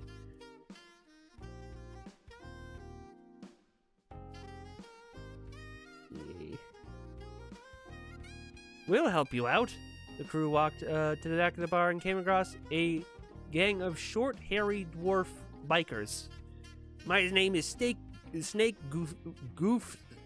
Goofstassen. And this is my crew. We're the chums. Gran cried in unison. Chums? Chum it up. Hiss. I respect what the short brown-haired boy did to... Why was I short? What do you mean short? I'm 5'9". It's average. Did you say snake? Pod predicted snack lol. I didn't write this. This was Preston. It always bothered me. So I will give you an old bike you can fix up. Oh, complained Preston. You know who knows how to fix bikes? I'm an engineer. I can fix the if I can fix the ship, I can fix the bike. Max said, Preston, you're captain. You should be able to ride it. Yeah. I can do that, I hope. Along with the bike, I give you this chum whistle. Blow whenever you need help. And my crew will get over to you as fast as we can. To us, you are all official chummers. Preston knows too much. If it was cars instead of bikes, it would be scary. Nice bike. So the crew of the Galaxy Friendship took their prizes and went back to the ship and celebrated another successful mission. The end. Wait, they were originally supposed to save Sandromeda? So while Max fixed up the bike and with his fellow metalhead Damien, the rest of the crew mapped out the location of the Rainbow Mario space race. Except for Mitchell. He cooked up 2 potions in case things went south in the race. Eventually, the crew found the location of the race. It was held at the planet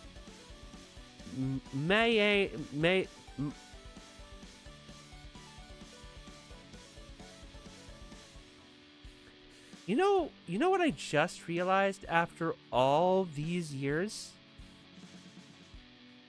The planet is pronounced Myanus.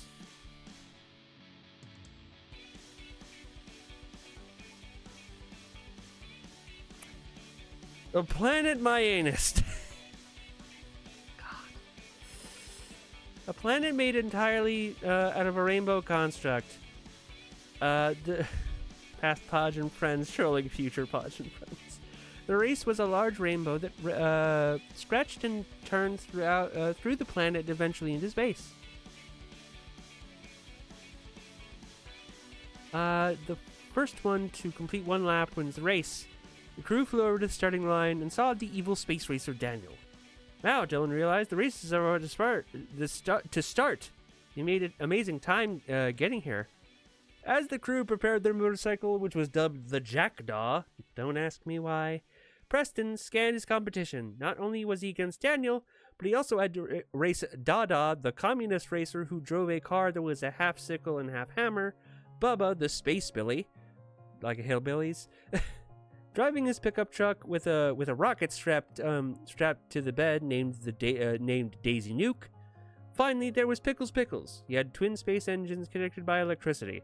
That is a reference to Jar Jar. Jar Jar Binks from Star Wars. How is this car a half sickle, half hammer? I need to see art of this. We didn't have art. No one in our group could really draw that well. Preston was surprised by the competition. When the motorcycle was in place, he sat on the seat and stared at Daniel. Hey, Curly Sue, your gal is a sweet thing, and after destroying you, I think I'll do the same to her. The ref shot his pistol and the race began. Everyone got a head start, but Preston was prepared. Max had charged the motorcycle from a changed the motorcycle from a handlebar machine to a video game controlled one. Preston, one of the best gamers in the galaxy,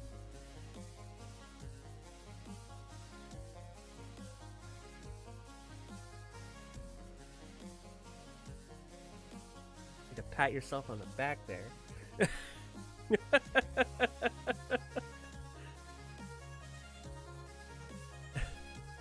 Easily beat the other racers and got first place in mere seconds. And he was awarded the trophy. The other racers approached him. Well, Fluffy Thor, you think you can just walk in here and win the sought-after rainbow trophy? That thing is literally made out of rainbows. It is worth a fortune. My friends and I aren't going to let you get away with this. As the racers gathered around them, Mitchell pulled out his potions and tossed them to Damien and Dylan. All right, Double D's. My God. Air horns, Resident Evil 2 style. Mitchell said, "Show us your inner power." Dylan drank his first, followed by Damien. They saw nothing happen. Just then, Bubba the Space Billy grabbed Damien and threw him against the Daisy Nuke. You stay right there as I get some good fight music on, Bubba commanded. Anything but country, please, Damien replied. But Bubba turned on the Daisy Nuke's radio, and Shoot to Thrill came on.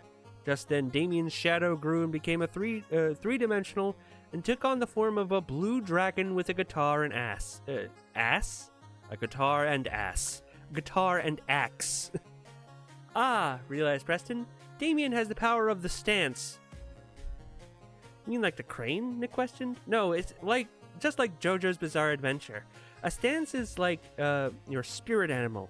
It cannot leave you. It cannot leave you, and you cannot leave it. And it has its own special power. Now that I'm done with that exposition, let's see what Damien can do.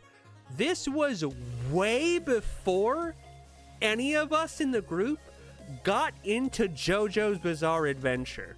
We called Preston Prestodamus for this. Like Nostradamus, you know?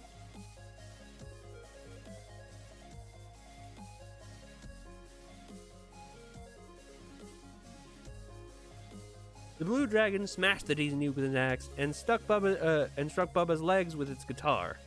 Damien leaned in and whispered into Bubba's ears, "London's calling." Bubba was then smacked in the head with the dragon's guitar and knocked out. As for Dylan, he was being beaten up by Pickles, and Dada. "Your potions suck, Mitchell. I have no power yet. Get away! Get away!" Dylan pushes his hands out, and 2 bursts of water came from his hands. London's calling? You didn't stab? Dylan pushes his hands out against the 2 bursts of water came from his hands. Dylan then realized he had hydrokinesis. Hydrokinesis. He can literally take the water particles out from the air and form them into blasts or weapons. Dylan uses his power to form a water sword, a sword so strong it broke Dada's sickle and hammer like it was democracy.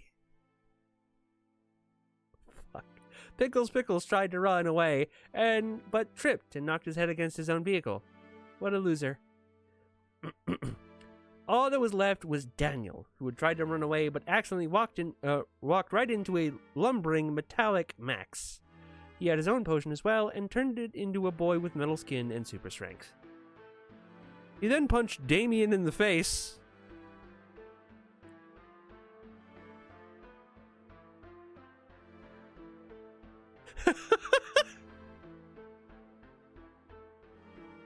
He wrote Damien instead of Daniel.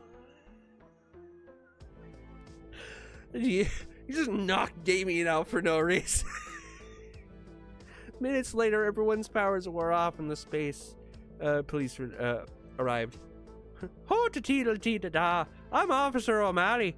Officer O'Malley, and this is my partner, Officer Irish. What seems to be the problem here, laddies? Got hit by the confused status of an RPG. I keep tuning out, but have to say something so Twitch knows I'm here. Good to know that this story is so boring that you're tuning it out. I'm kidding. I'm kidding.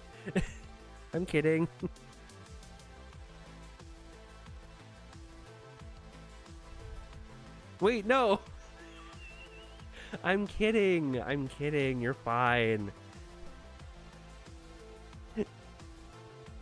So how about that near then? I'm Captain Preston, leader of GOOH. We captured the space racer Daniel, Dada, Pickles, and Bubba. Well, hoy the doy, that's quite the catch. These are some of the galaxy's worst space racers. You've done a service to the galaxy by catching them.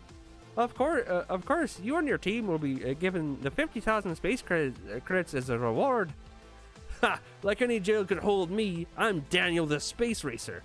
I'll get out of prison, and when I do, I'll come after you, GOOH. I will not rest until you pay for what you did to me.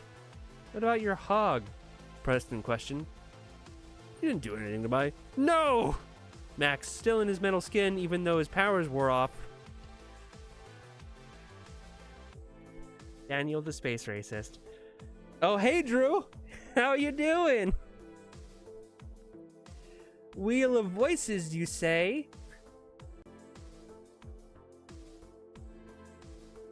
That's the Wheel of Roguelikes. Give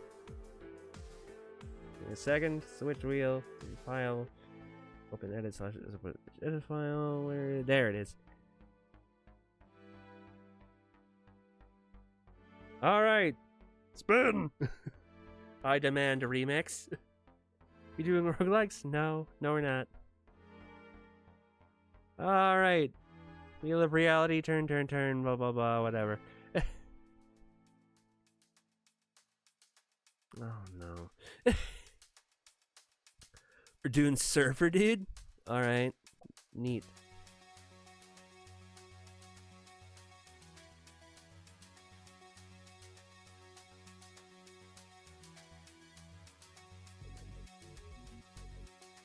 Alright, let's get Surfer Dude. Shut up, dude. Surf never changes.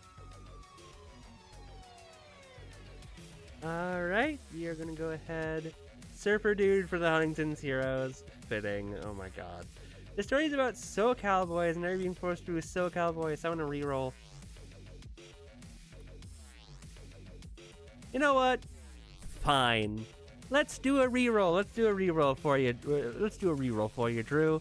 Let's see if we can't find a more interesting voice, because apparently me doing a Surfer Dude isn't interesting enough for you.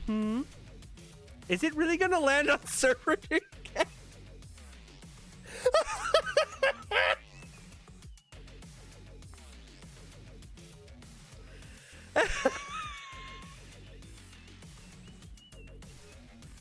Fate has spoken. We can't ignore it. Come on with the surf.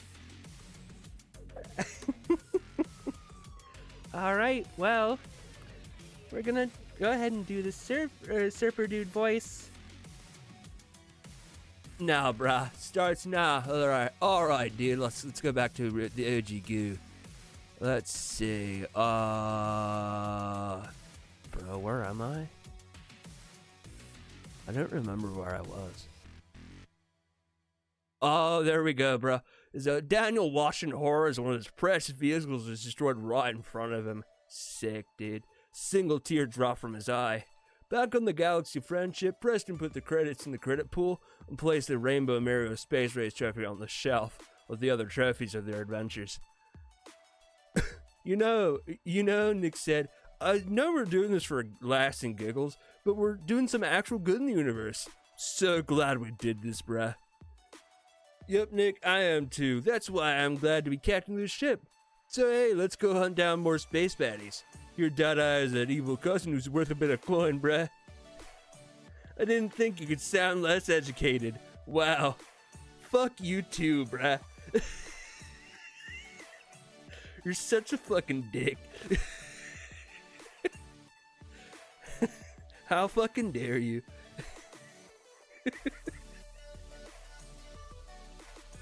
Are we becoming bounty hunters? Nah, we're doing good for goods, bruh. Like cops. Wow, that was way back when we thought cops were still the good guys. Or mercs. Anyway, Dada's cousin also came from the cosmos of communism. He likes to hijack ships and crash them into other ships, which is totally fucking gnarly. He goes by the name Kamikaze. So everyone on deck?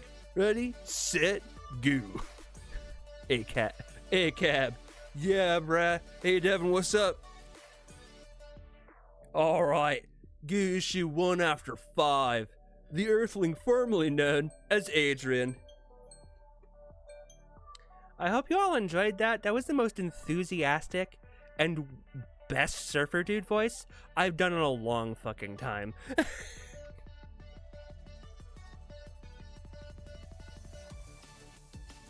Damn, more reason to hate myself.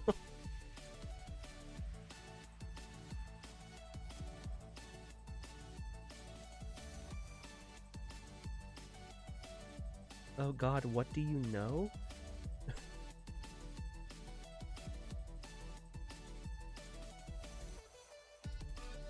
I know,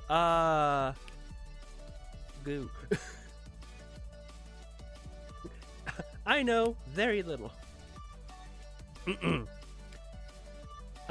It was another normal day on Earth. Adrian was skipping from home.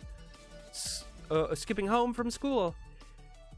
Looking at the trees and birds. Adrian liked the birds, but she was actually sad inside. She hadn't seen her friends in such a long time. They haven't been seen since the meteor hit California. Adrian was so scared about what could have happened to them. She then looked up in the sky and saw Preston.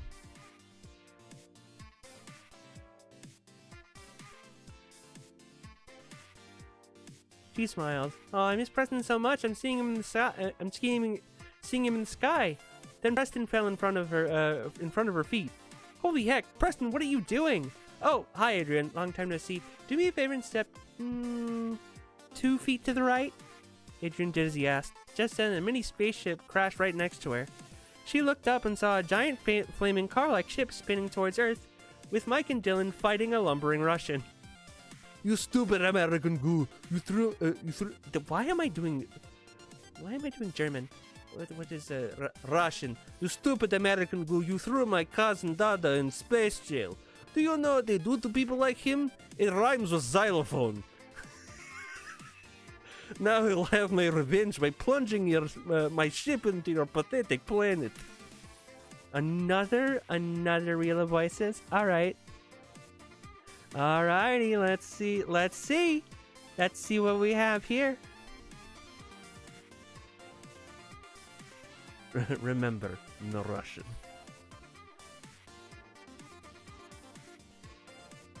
Hey Potter, remember when you posited that you were probably gonna make me do Kermit the entire stream? Sleazy backyard dealer? Was that added? Sleazy back alley dealer? That was added months ago, dude. Alright, so that's gonna be Kermit the Frog.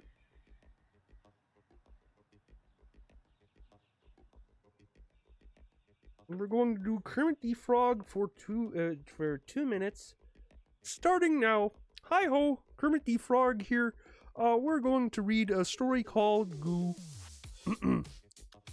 Where was I? Where did I go? Where the fuck? Adrian, Preston said nicely. Give me a moment, hun. Preston pressed the communicator in his ear. Speed run the issue. Mike, use your power.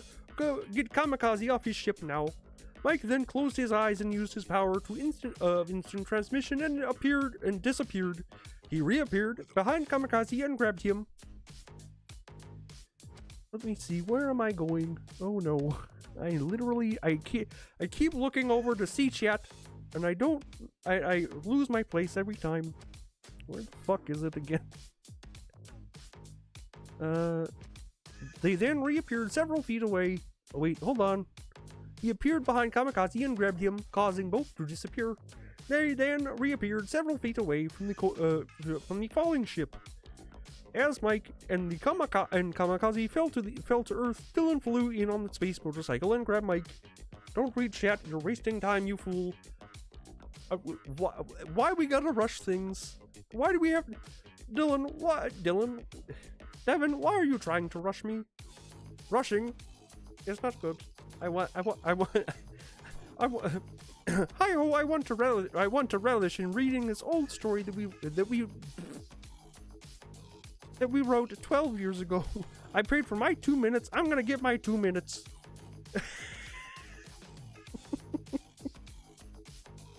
You stupid. Wait, hold on. Where did it go? Oh no. Yes, Preston said victoriously. We got the kamikaze. Plus, we got 2 more powers. We learned Chris has lactokinesis, and Mike can teleport to what he sees. Sweet. It's not easy being green. We are destroying Podge. Podge 2026. Alrighty, where are we going?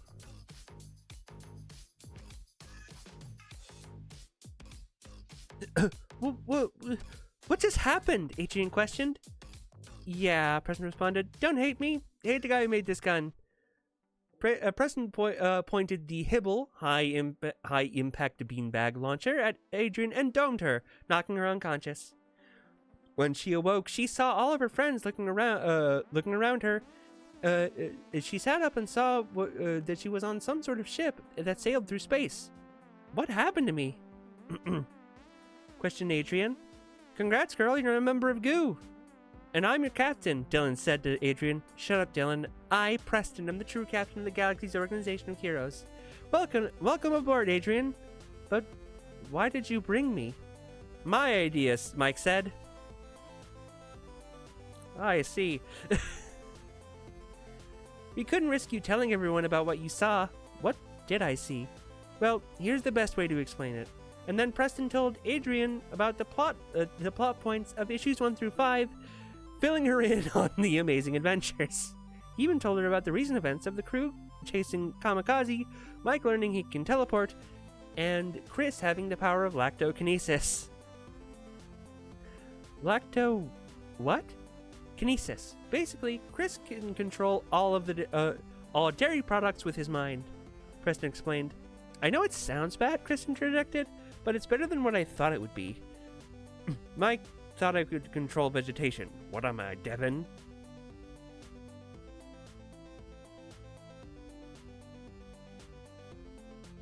I think that is exactly where Preston got that from.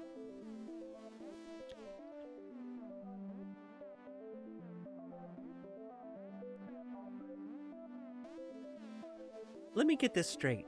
You take me from my home, bring me all the way to outer space, and expect me to just go along? Yep, Preston said. You see, it's like making love to a woman. Preston, are you trying to have sex with me? Lel, Nick. I don't know why I said Lel back in the day. He's trying to get into Sandromeda's panties. Who's Sandromeda? You'll meet her soon enough. So, what do you say? Would you like to be a GOOH and be the newest member of my crew? What the fuck? I don't know. I don't even know what you guys do. Honey, I mean Captain Francis, we're approaching a new planet, Sandromeda said as she entered the room. Preston wrote himself or at least tried to write himself a girlfriend in this series. We kind of didn't let him. I think we all gave him shit for it. And then he kind of stopped.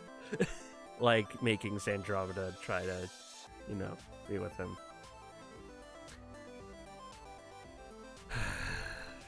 That was the thing.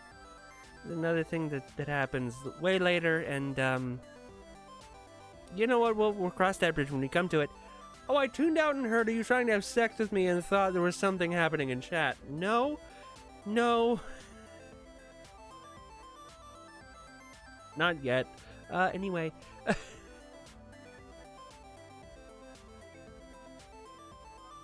Sandromeda said as she entered the room. Adrian saw the alien female and was surprised to see her. There's another girl on the ship? I thought I was the only one you guys knew. Yet. Yeah, it'll happen, maybe. Hey, Dylan said. Adrian roasting us? Feel like I'm back on Earth. Sandromeda, Preston said. We approach many planets. What's so special about this one? Preston and Sandromeda went to a corner of the ship to talk privately. Preston went back to address his crew. Alright, crew, we got 100,000 credits for Kamikaze. That was an extra 34,500 sound. Because that is the prize if you go to the planet and stop the evil animal. A poacher who binded the DNA of Earth's animals to his own. According to Sandromeda, he has bear claws, the speed of a cougar, his back is as hard as his tortoise shell, he can swim like a dolphin, and has shark teeth. So we get 34,500 credits for this guy? What an odd number, Mitchell said. He's currently on a planet inhabited by nothing but space animals. Space animals. Sandromeda mentioned, if we stop him now, we can save countless numbers of the animal population.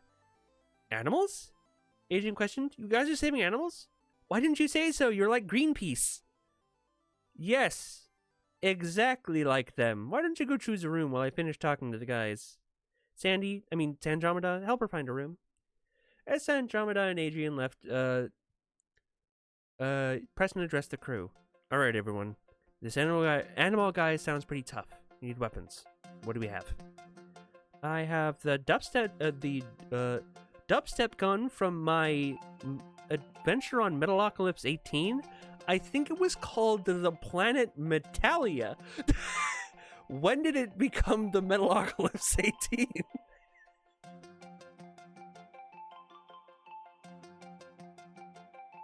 Anyway, said Mike, well, Damien, we could call the chums, but I don't know what will bother them. Maybe we should buy some weapons with the space credits. I heard that there's a place that has good weapons called Greed Planet Zone. Ugh, Preston replied. I really want to have a DuckTales moment in the cred pool. Fine. Dylan, take us to Green Planet Zone and make it quick. The longer we're there, the more animals Animal is probably going to kill. With that, the Galaxy Friendship took off and flew for 1 minute and arrived at the Green Planet Zone. Huh. Closer than I expected. Hey, you're gonna like this one. You're gonna like the chapter. This one, Snack. Chapter 2. What are you boyin', stranger?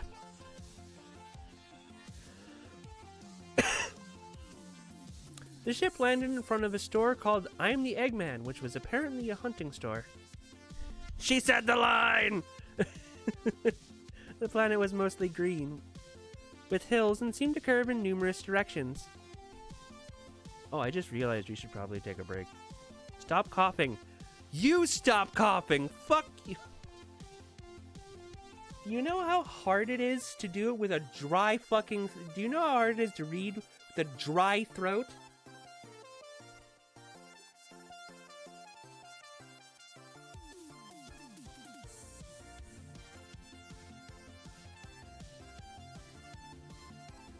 Anyway. You should probably break soon. You're ruining my immersion! My immersion!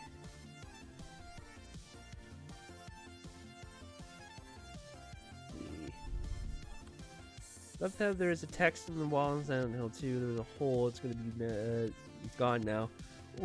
What is he gonna fist now? And then I bet the random enemy walks up to him and punches him in the face. Found something. God. Which was apparently a hunting store. The planet was mostly green. Adrian looked around herself, astounded by the alien planet. Trust me, Mitchell said. I've gone to much cooler planets. The crew entered the store and saw a variety of weapons on the walls. The store owner, a plump man who had 2 tails and a 5 o'clock shadow, approached them. Hello and welcome to my store. What can I get you all? I'm the captain of this crew and we need weapons. You have anything that can help us?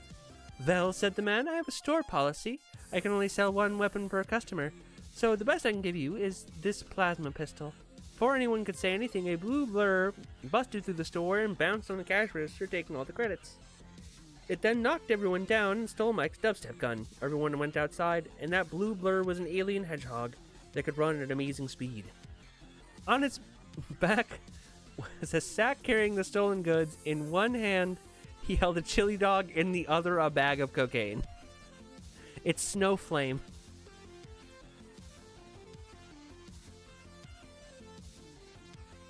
You better leave now, kiddies. You know it can outrun Pat the Hedgehog. Chris approached the blue blur. Drop the crack, Pat! He yelled heroically. No, Persona! The hedgehog then built up his speed and headbutted Mitchell. Why did he headbutt Mitchell when Chris approached him? Before he passed out, he tossed the vial to Chris, who drank it to activate his power. Using his control of all dairy products, Chris focused on Pat. You are GOOH, Pat said, aren't you? Answer me this, boy. Have you ever played Xenogears? Would you like to? In death? Before Pat the Hedgehog could swipe at Chris, he stopped and grabbed his head. Oh, did I eat some bad crack? Pat questioned. No, Chris responded. You ate some chili dogs, I see. With my control of all dairy products, I'm moving cheese to cheese from the chili to wrap around your brain. Night night, Pat.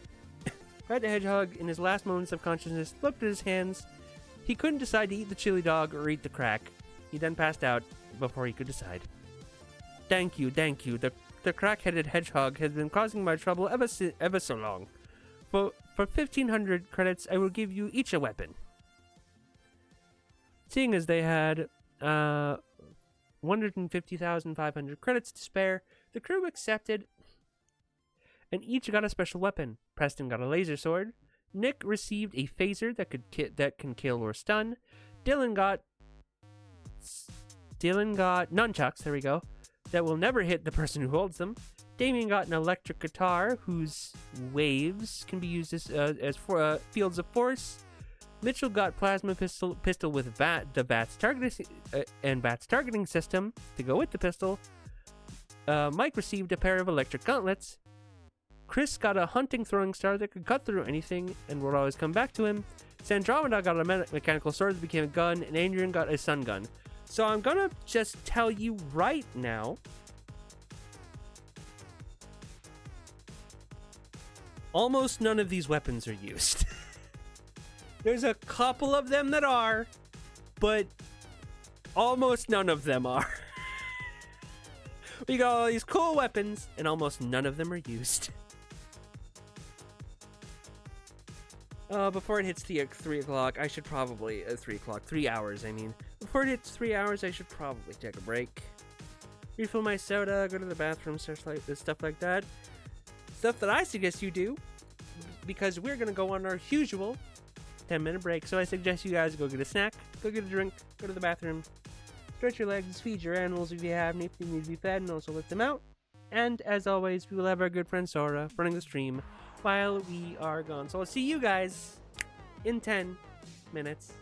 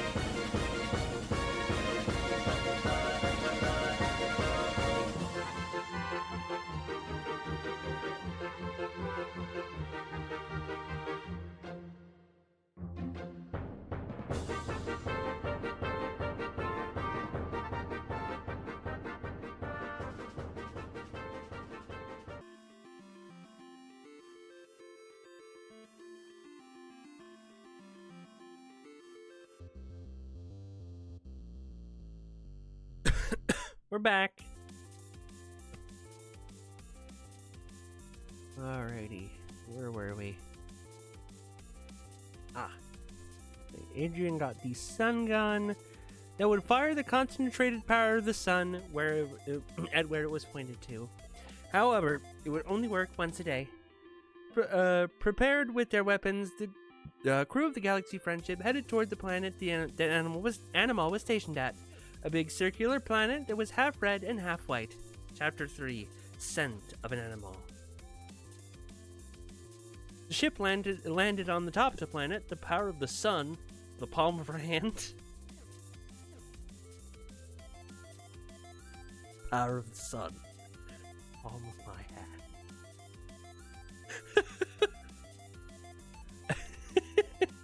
The ship landed on the top of the planet, the red part, and exited the ship.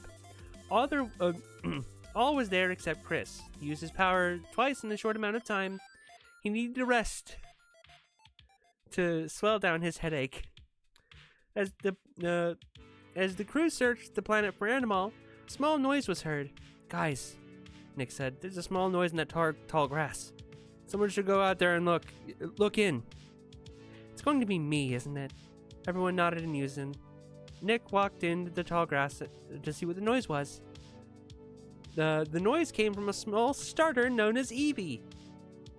Technically, Eevee was... Well, no, Eevee was a starter in one of the games. Never mind.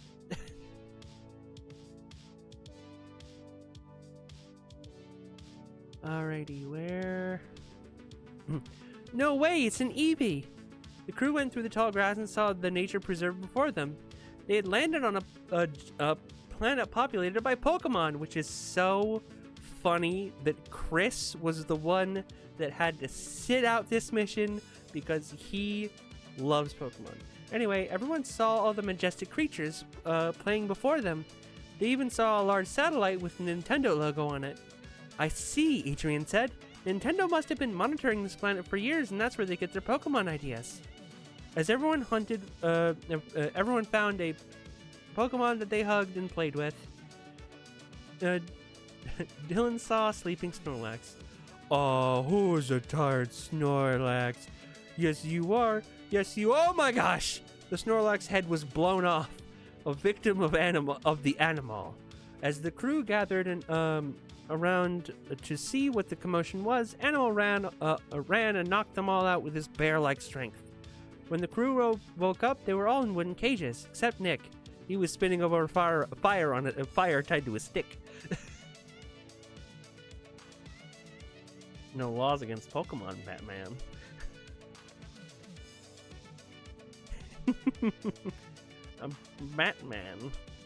Batman. Oh, Animal. I thought the whole time thinking it was Animal. No, that's the point. Ha, chuckled Animal. You thought you could defeat me? I am the most dangerous hunter in the galaxy. As soon as I am done killing you, I will hunt the animals of this world and sell them to my employer. Who would hire you to do this? Mitchell yelled. That'd be me. Out from the tall grass, none other than the space racer himself, Daniel. You see, punks, I told you I would escape from jail. It all happened the moment I got there. Chapter 4, Daniel's Day Out. Biggest crossover since Avengers Endgame. As the prison boss approached the prison planet, Daniel looked worried. He was curious who would take care of his loved ones. His Corvette. His Corvette. His Ferrari. His Mazda. His Cadillac. As the bus stopped, Daniel got up and exited. He then stopped in horror at the name of the prison planet. Officer, please, I don't want to go in there. Settle down, there's nothing wrong. It's the most secure jail in the galaxy. Now go on, go inside and find your cell. And welcome to Asswhoop Central, the most unescapable prison in the galaxy.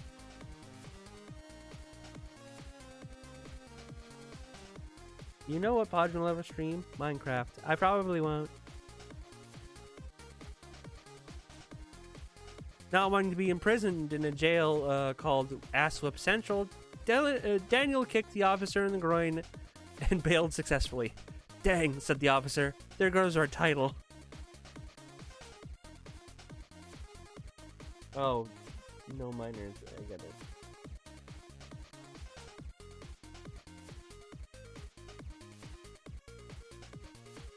Finally, a dick kick. I kicked someone in the groin in issue 5.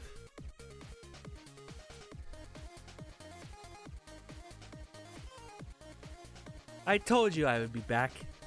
Now, Animal, I'm heading back to my party ship. Kill them and there will be an extra lovely lady in it for you. As Daniel walked away, Animal pulled out a potion from his pocket. So as to tell dear old Animal what this is. Like I'll tell you about the potion that gives you power, Dylan yelled. Ha! You think Animal is stupid? I know that this is a poison. I know this that this is a poison, isn't it?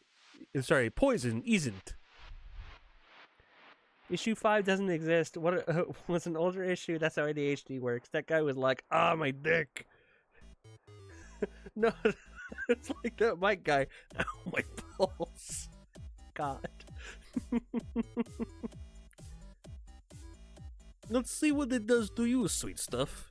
No, don't, Sandromeda said. Animal was talking to the human girl. Animal forced the potion down Adrian's throat while he expected her to die. Do you expect me to talk? Animal sounds vaguely like Craven. Well, I'm giving him an animal a Russian accent, which is what Craven is, and I think that's the point. I think he was inspired by Craven. Preston is a hardcore comic reader, so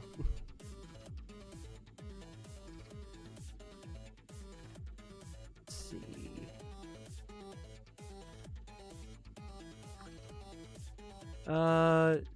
She instead gained her true power, the power of tangibility, which I have always told Preston is intangibility, or at the very least, tangibility control, but whatever.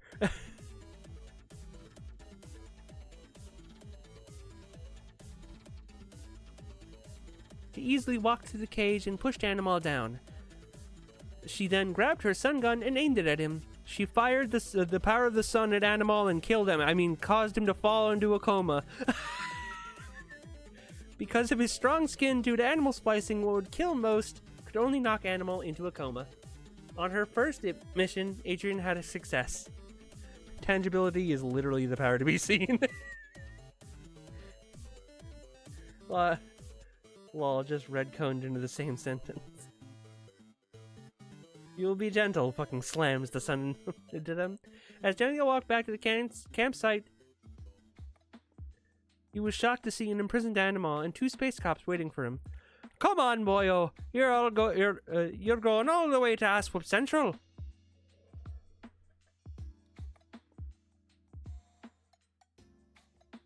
Back on the Galaxy Friendship, the crew celebrated their latest victory of 100,000 credits due to capturing both Animal and Daniel once again. The latest trophy was a Pokeball they found in Animal's possession. Plus, the ship got a new mascot. Nick had brought an Espeon to be the crew's pet, along with a Squirtle too. The Espeon gets brought up multiple times. The Squirtle does not. Or the cops related to Punch Up from Dispatch.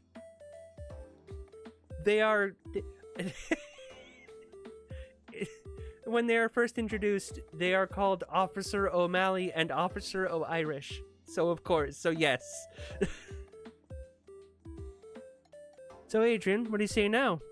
I say, what are your orders, Captain? Preston smiled and sat in his captain's chair. Mr. Cardona, take off. Where are we going?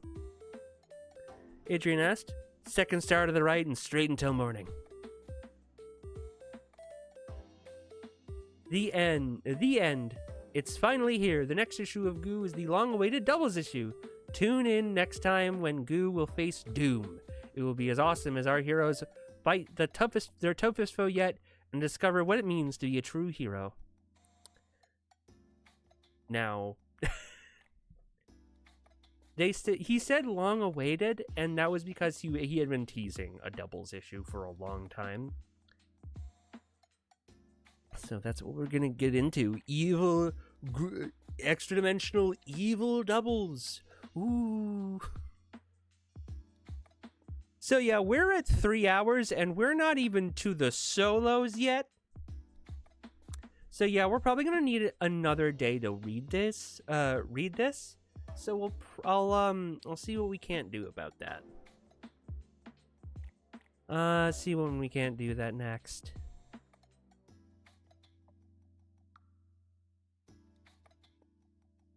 Another week, yeah. It was a nice day on the Galaxy Friendship. Everyone was happy, and there appeared to be no trouble in the galaxy yet. Chris was especially happy. After he learned that his powers of lactokinesis was giving him severe stomach issues, Mitchell created a potion that would give him a new power.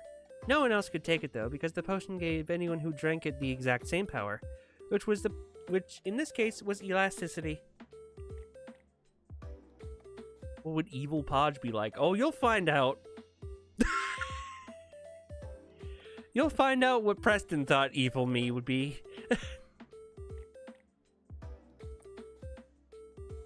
Chris can now stretch his limbs and shape himself into different objects when he drank the potion by Mitchell. Man, said Preston, this is such a great day. So much peace in the galaxy after we put all of our foes away. Look at me now, look at me, Captain. I can stretch now. I have to admit, everything's coming up, Chris. As Andromeda left the bridge, Adrian entered. So, guys, I was wondering, what is my job here on the ship's lights turned off, and then all the colors turned inward on themselves. After a few seconds, the crew was sucked into a mini black hole and reappeared on the deck. Strange, said Devin. This looks like the bridge, but it seems different. Do you think it has anything to do with the fact that there's bloodstains everywhere and the walls have weapons all over them, like pointed out? Evil Podge is atop. How dare you? What about evil current Podge?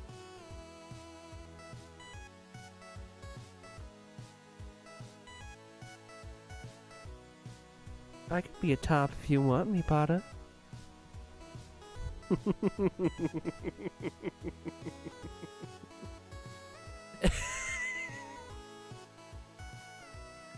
What evil Snack be like? Evil opposite Snack would be completely calm and just a very calm person. Evil Snack shows his face and loves reading. And 6 foot tall.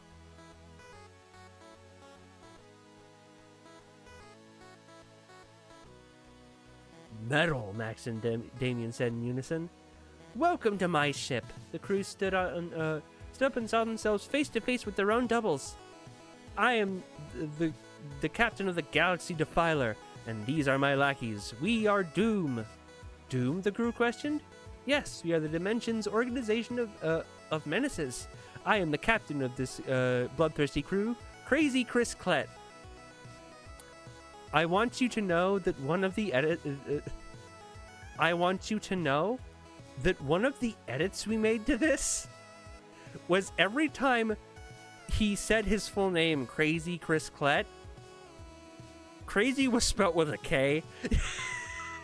And that was incredibly intentional because, again, cringy, edgy, 2014 humor.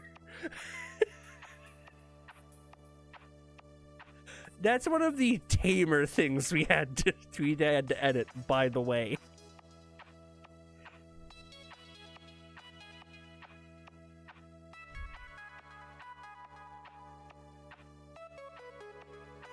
The crew of the Galaxy Defiler that was before them consisted of the crazy captain, his right-hand man, Sick Nick, who was unusually calm and dressed in an SS uniform. To his left was Mook, who had a large anime eyes and was dressed like Inuyasha. So Mike had a very big thing that he hated anime for a long time, so that is why Mook was just anime. SS? Super shit? Oh, no, I see something. Yeah. Yep. Mm-hmm. These are our opposites? A bunch of nerds? Chris said when my lackeys said they found another version of us. I thought I found something fun to kill, or at least I would put up a fight. My crew can surprise you. Chris, give them a taste. Chris used his stretching powers to transform his hand into a hammer and threw it at the Doom crew. They dodged his attack, but it did hit Doom's Kevin, who had just walked into the room. The hammer knocked him into the rack of spheres, impaling him. No, Mook cried. Kevin, he was our most valued member. What did he do? Preston questioned. What didn't he do?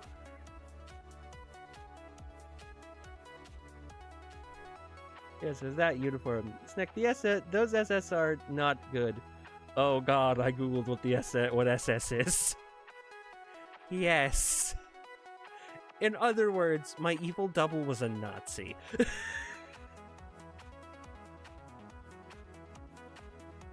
Oh no, I hear German music.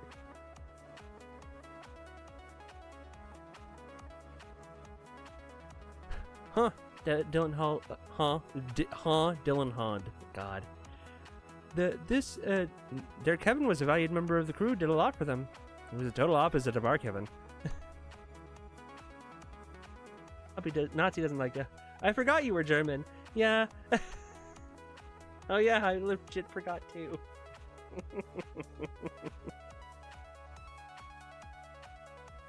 Enough, Chris yelled. Nick, split them up and take them their doubles. Give my lackey something fun to do today. Except for my opposite. I have plans for him. Signic replied, Wunderbar. I'm so sure Mitchell will have the fun with that one, he said, pointing at Mitchell. The crew was cuffed on both hands and legs and down a long hallway at gunpoint by Sicknick's laser pistol. He stopped them at different doors until all that was left was Preston and Nick and Sicknick. The three continued walking down the hallway. Anyways, what would evil me be like?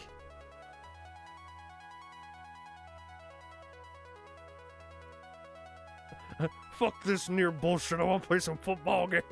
God. After I drop you off at Sicknoff's door, it will just be you and me, Nick said to Nick. First, we will start off with the loud German music, blasting in your ears. Then we move on to the removing of the fingernails, and then I'm sorry, but don't you feel bad embracing German stereotypes? Nick said to his double. I am just embracing my dark side, the side that people made the fun at. So I accepted it and made them suffer. All of them. Funny, Preston said, looking at his Nick. Surprised you didn't turn out like him, Nick. I mean, after all, Germany rules the rule. Rules the rule. Wait, what? Yeah, I mean, Germany didn't win World War II in your dimension? No, the Americans won. Sick Nick got closer to Preston in interest of his story. Nick started to understand what Preston was doing. You see, Sick Nick, in my dimension, Germany won World War II because it had the element of surprise. Nick threw his coffers over Sick Nick's neck, choking him out cold. Preston grabbed the key from his pocket and took off his and Nick's cuffs. Okay, this is getting weird. I mean, weird. I know, Nick, but I have a plan. You and I make two, so we just need to go to each Doom Cruise members' quarters one by one to save our friends. Once we have them all, we head home. How do we do that? We're in a different dimension. How do we even get back home? Sick Nick coughed and started to get back up from the ground. Preston and Nick looked at each other and nodded. They picked him up and took Sick Nick back to his quarters.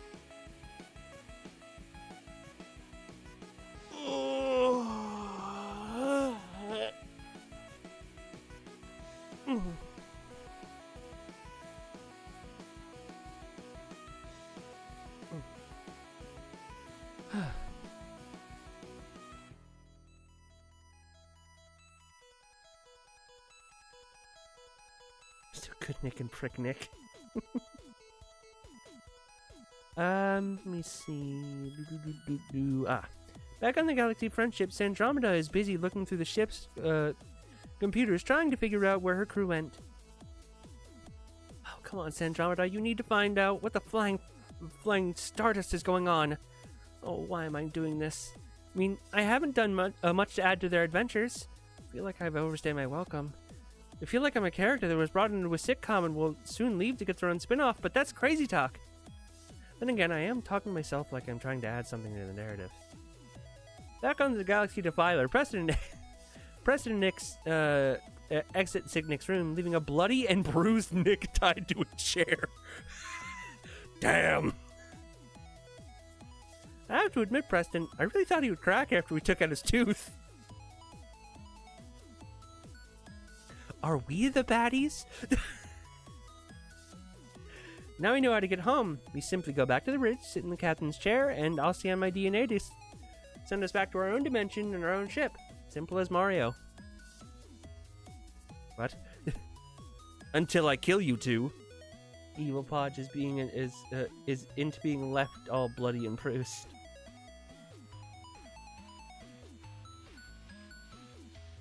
He got off to it. Preston and Nick turned around to see down the hall was Sicknarf. Sicknarf is Francis backwards. Preston's bald counterpart carried a large plasma mace that he performed cool color guard tricks with. Well, he's really coordinated. He really is my opposite.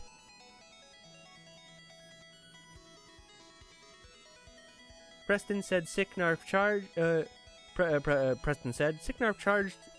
the two with his mace over Chrome Dome of the head. Preston then proceeded to kick him between the legs, causing Sicknarf to fall on the ground fall to the ground crying. Not interesting. He has a little character. He can't handle a kick to the nuts. It's a fact now, the guy's my opposite, Preston said to Nick. The two GOOH members went to the closest quarters to them. On the door, the name D&M was labeled across it. The two entered the room to see Max and Damien hogtied in the middle of a large green field. Wow, Preston said. Their quarters sure are large. Hey guys, if it isn't too much trouble, you mind helping Damien and I? Max asked politely. Nick and Preston untied Max and Damien. Okay, what the fudge is going on? Preston asked. Well, Max and I are metalheads, so our doubles are... Allow us to explain! The four turned to see a large emo goth hybrid standing on a hill. I am Maxwell Overwood. My cohort, Damishon...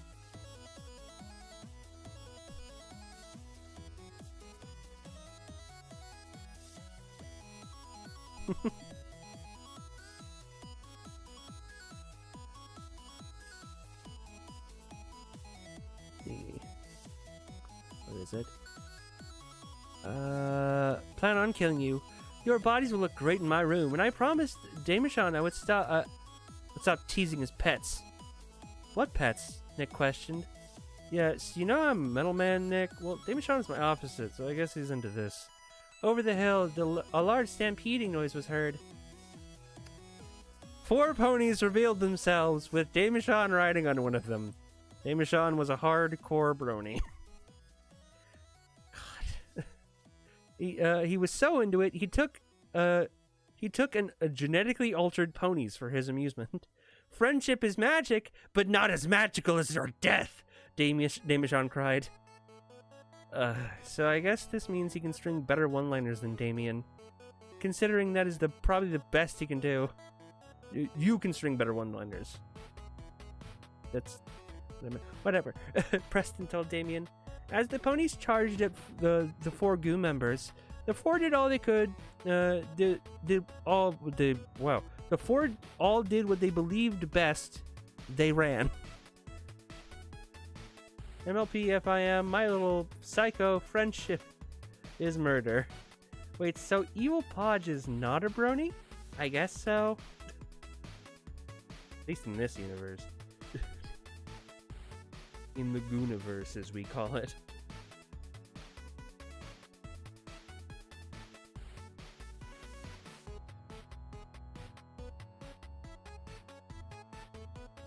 As the ponies the best they ran, all the four of them ran out of Damashon's and Maxwell's quarters. Ponies followed suit, but the four large majestic beasts, all trying to squeeze through a small door, caused a block-up to happen. Half of the bodies made it through the door, but the other halves couldn't make it the rest of the way. Despite this, the ponies snapped at the GOOH crew in vain. Okay, Preston exclaimed. Let's go save the rest of the crew. Preston, stop, Nick stated. This was too close. I don't know if we can do this. We have no weapons, and we don't have Mitchell's potions. We're just a bunch of teenage nerds, dude. What makes you think we can do this? Coming. Someone else was an evil brony. I forgot which character. There was an evil brony in another story? I wonder what character that was.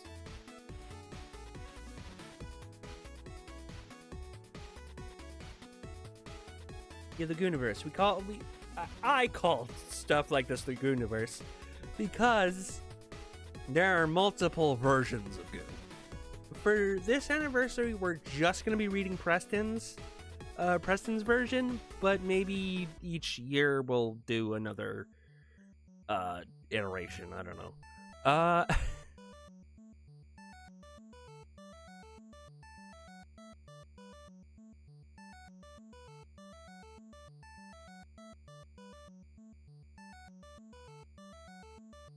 Because, Nick, we're more than that. We're good people. We're friends. Right now, our friends are in trouble and we have to save them. Back home, we were picked on and called names, I know, but we've proved them wrong. Do you not hear it? Are y'all gooners?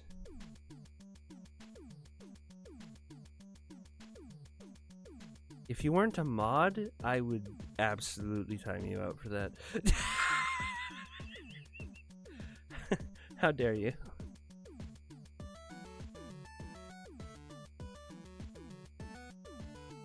We're more than nerds. We're more than geeks. We are heroes.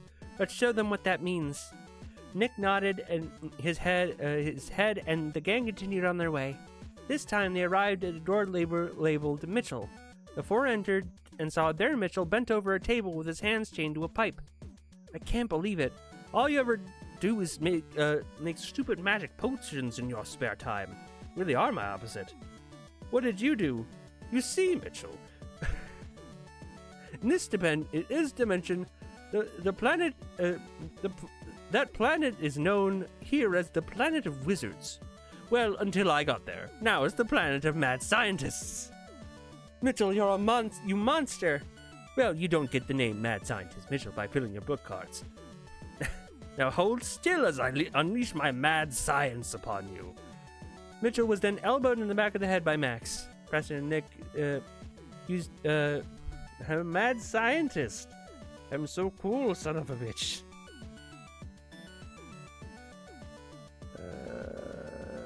Let's see. Preston used Nick's key to unlock Mitchell from the pipe. Then proceeded to use the pipe to kill mad scientist Mitchell to his sciencey death. Oh, I just realized we left Nick's pistol in Sicknarf's mace. Maybe next time.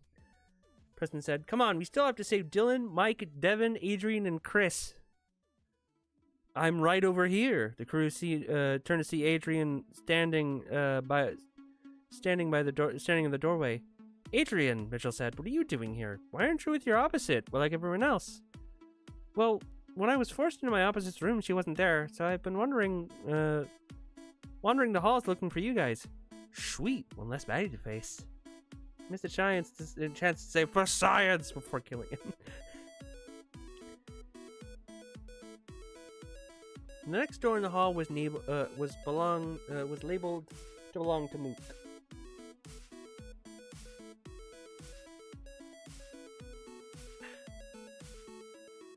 Crew entered to find Mike strapped in a chair, with his forcibly open to a montage of anime played before him. His eyes were open. Come on, Mike, you must love it. You love anime. I'm sorry, but which one is Dandy? Oh, you are purposely trying to infuriate me. You will learn to love anime like me, Mike. Either that, or this constant barrage of flashy anime will give you a seizure. The GOOH crew rushed at Mook and smashed him into a large television and freed Mike. Ah, thanks guys. I don't know how much torture I could have, much more of this torture I could have taken. It's horrible. I was almost mad science, and I don't think watching Space Dandy can be considered horrible, Mitchell pointed out. The crew exited Mook's quarters and stood in the hallway. Okay, crew. Okay, crew. Lol, he violently vomiting. I love anime!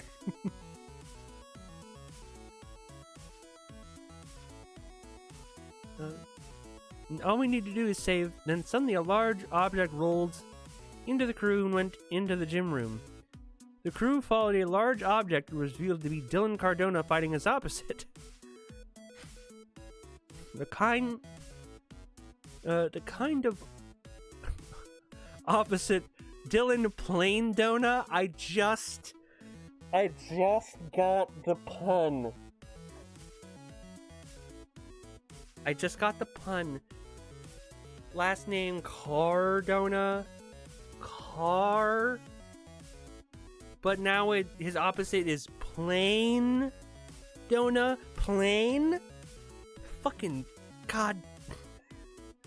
Years later, 12 years later, I finally figure out the fucking pun in his name. Come now, Dylan, just take the pills and you'll start to settle down. You will be a calm, normal cog of society. How can you say that when you are on a spaceship, you Ben Stein-sounding version of me? Bueller.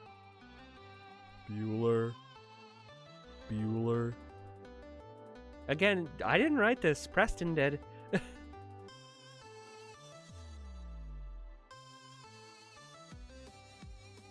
Learn to have fun. I have plenty of fun. My boyfriend says I'm fun on a moderate basis. Damn, my opposite is in a relationship? Is this why I can't get any action? No, it's just you, Damien said. The crew then pulled Dylan off from Dylan and held him back. Dylan approached to held back Dylan. Hey, Dylan, Dylan said to his opposite.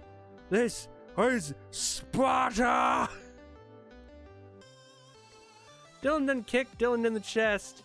Pills make people a normal cogs in the corporate machine. Interesting. It's the pills. At the very the pills I take make me a functioning member of society, so I don't have my normal baseline here instead of here where it should be. My normal baseline is of mood is usually down in the dumps. And then now, but it's usually when I have my pills, you know, up here, when they were in the normal range. I'm a threat to society. Be a menace. I saw a TikTok today of Erika Ishii, who is a very accomplished voice actor and a member of the Dropout community. And she I'm assuming her partner was like, Erika, wake up, it's a new year. And she's like, stop it. He's like, Erika, do you have any wisdom for people in 2026? She pulled her cover off her face, and the first 3 words out of her mouth: be a menace.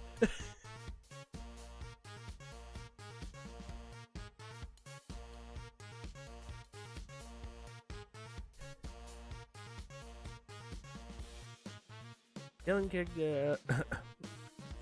into the ship pool. He then splashed frantically. Adrian, what's going on? Adrian questioned. Oh yeah, I'm in water polo, so if he's my opposite, he can't swim. The crew then looked down to see Dylan's body floating to the surface face down in the water. Dark, Nick stated. Alright, crew, person proclaimed, let's go save Chris and get out of here. Completely forgetting about Devin.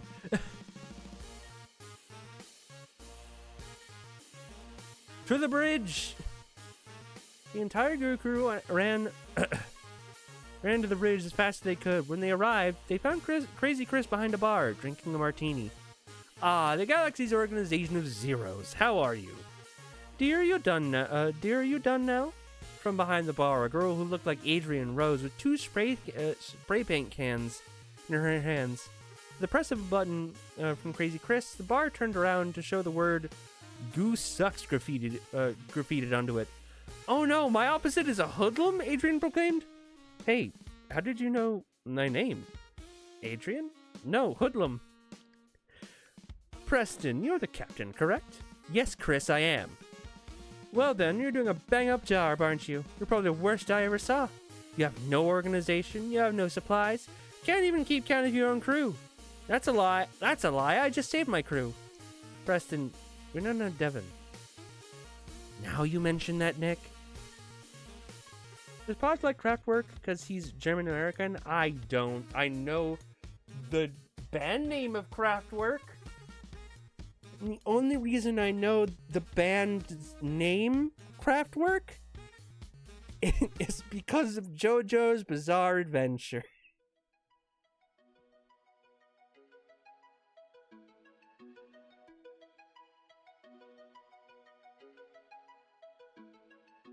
Just know, I do this not because I hate you, but because I'm crazy. Crazy Chris pulled the lever, and the entire GOOH crew fell down a trapdoor.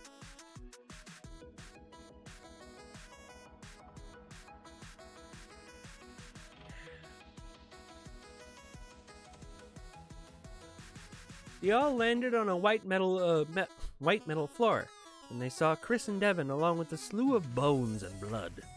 Chris, Devon, we found you! You have any idea where we are? Adrian asked. No clue, but Captain Crazy wouldn't stop laughing, so either something bad is going to happen, or he's the type of crazy that laughs a lot. A loud alarm goes off, causing the crew to cover their ears. Despite their effort, they still heard the warning. Warning. Warning. Support Podge's reading podcasts on Spotify. Now releasing the cannibalistic animal member of Doom, Divine. A large metal door rose. Out stepped Devon, Divine, a person who looked like Devon, except he had blood-soaked shirt and a Hannibal Lecter-like grin. Devon, man, he's your opposite. Do you have any ideas? Oh, Divine said evilly. I'm going to kill you first, and then proceed to eat the fat one. Wait, who do you think the fat one isn't of all of us?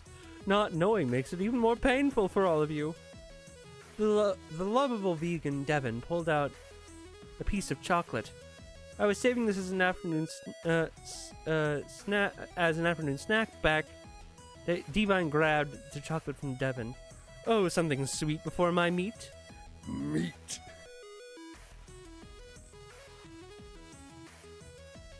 Warning, the self-destruct sequence has been activated.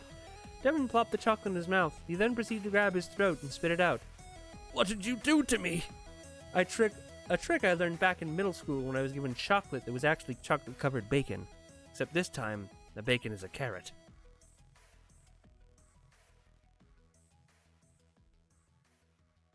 Devon then fell to the floor.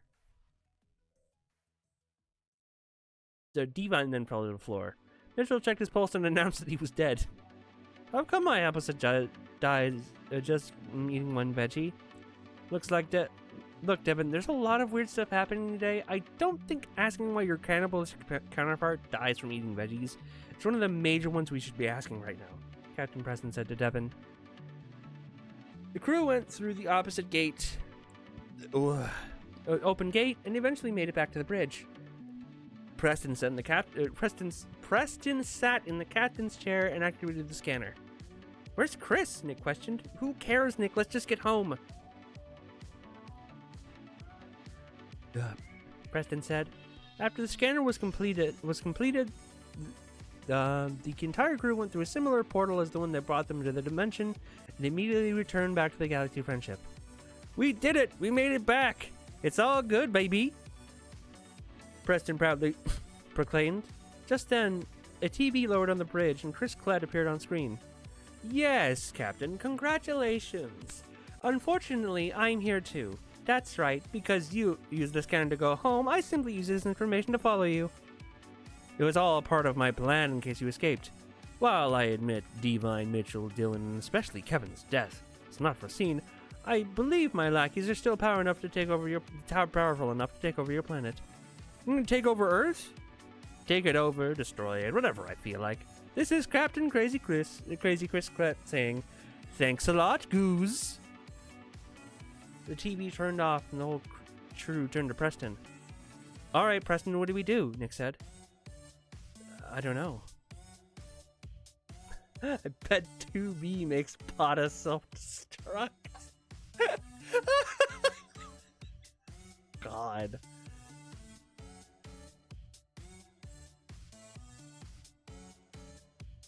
What? The crew cried. I don't know. I know that we've just doomed Earth. Because of us, that the Earth is in danger. Why? Because we took a spaceship for a joyride, thinking we could do good. Hey, stop it, Preston! What happened to that hero junk, huh? Nick questioned. Preston looked around to see the faces of his crew. No, his friends looking at him for advice of what to do. You think we can be heroes still, Nick? We are heroes, Preston, because we're more than a crew. We're a ship full of best friends. Best friends, quote, some of us. GOOH, Galaxy's organization of zeros. He was mocking us.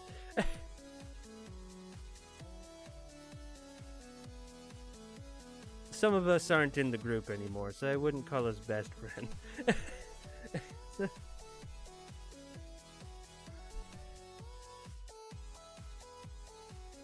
I think that's the best crew you'd want. So what do you say, Captain Preston?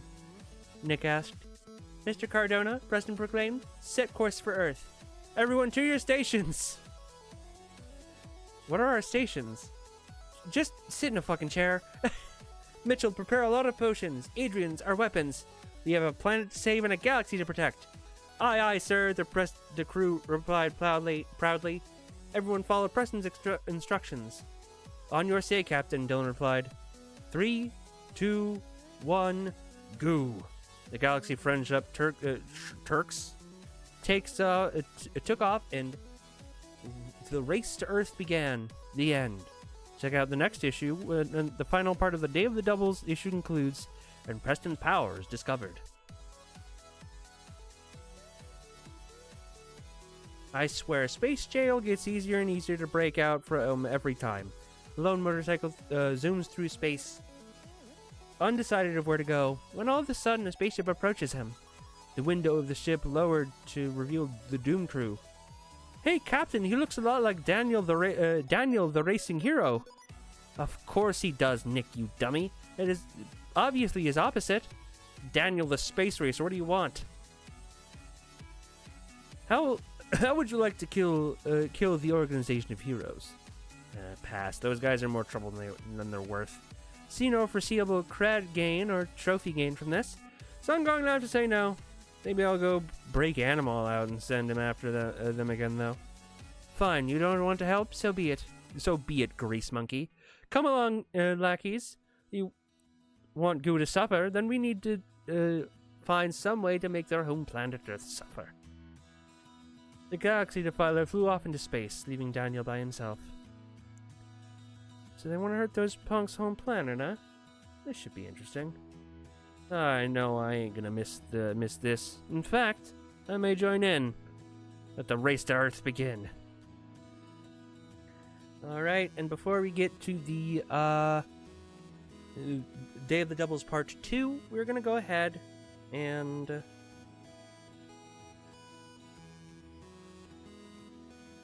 take our final 10-minute... Oh, wow. And you know what? Instead, we're just going to take a small break so I can go to the bathroom, because if we take 10-minute break, we're going to be at the end. I'm going to take a small intermission just so I can use the ladies' room. I'll be right back.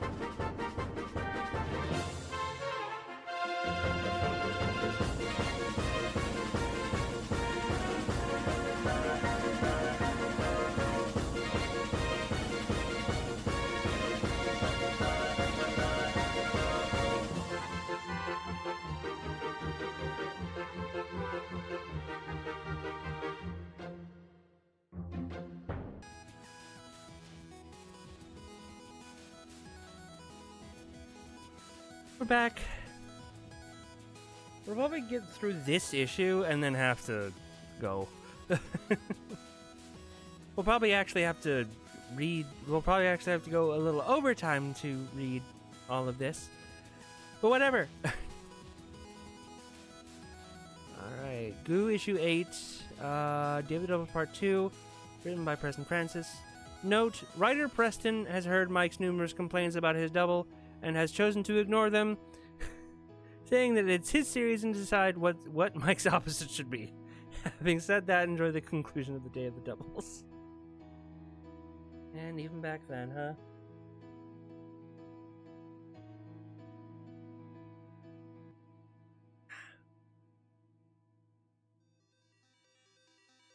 Doubles Part 2, yep.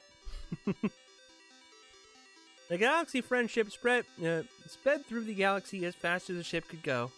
It sped through the stars and planets alike, making record time while the crew played a game of Cards Against Humanity.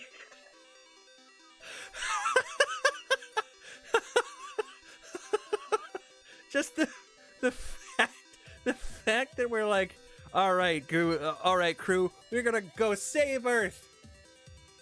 But we're kind of far, so as we travel, you guys want to like a round or two of Cards Against Humanity?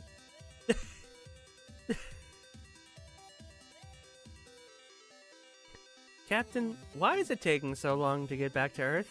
My question. Physics. That doesn't answer my question. So dated. Hey man, I would still want to play Cards Against Humanity. Cards Against Humanity was fun still. I'm sorry, Mike, but I'm not exactly going to do the science for our spaceship while our opposites are in another dimension or on their way to destroy us. Destroy Earth. Well, technically, they said they would destroy it or conquer it, Mitchell interjected. But now that I think about it, both are pretty bad. Preston, Nick said, are you sure we're ready to do this? I'm sure, Nick. We have our weapons. Mitchell worked non-stop to make a potion for each of us. Plus, we already killed a couple of our doubles. The way I see it, the odds are in our favor. We outnumber them. May the odds be ever in your favor. Back on Earth, at a familiar middle school, a giant spaceship lands in the middle of the cul-de-sac. Not cul-de-sac, cul-de-sac. It's a cul-de-sac because it's a cul-de-sac in California.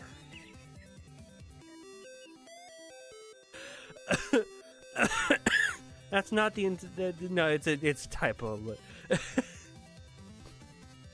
This ship is the Galaxy Defiler. The hangar doors open, and the agents of Doom stepped out behind their captain, Chris Klett. Familiar? I don't know. Earth, Chris proclaimed. I don't know what to do with it. Should we poison the waters reserve? Set a firehouse on fire? Destroy India? Why specifically India?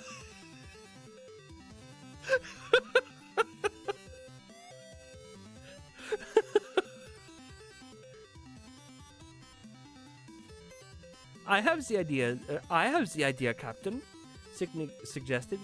Let's start off simple. Let us destroy and conquer the middle school marina. Signar slapped Nick.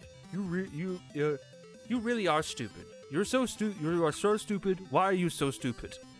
Maybe because you cannot form the proper sentence, Signar. Why don't you try writing in the book Chris gave you? Shut it, Nick. Shut it, Nick. Why do you want to invade the fucking middle school? OMG, guys, Damashon said. A giant spaceship invading a middle school full of kids? It'll bring the cops here in minutes, giving us something fun to do. Yes, Chris replied. This will bring the police. But I think the military... but I think this will bring the military. Conquer a middle school? Wow. Yeah, they're starting off small, I guess. Simbots, report! Out from the ship, an army of soldiers with robotic eyes marched out from the ship. Ah, Simbots, Chris said to himself. One of my favorite things I ever stole. They appear human, but have above human strength. Perfect for a takeover. I'm crazy. I'm crazy, Chris Klett.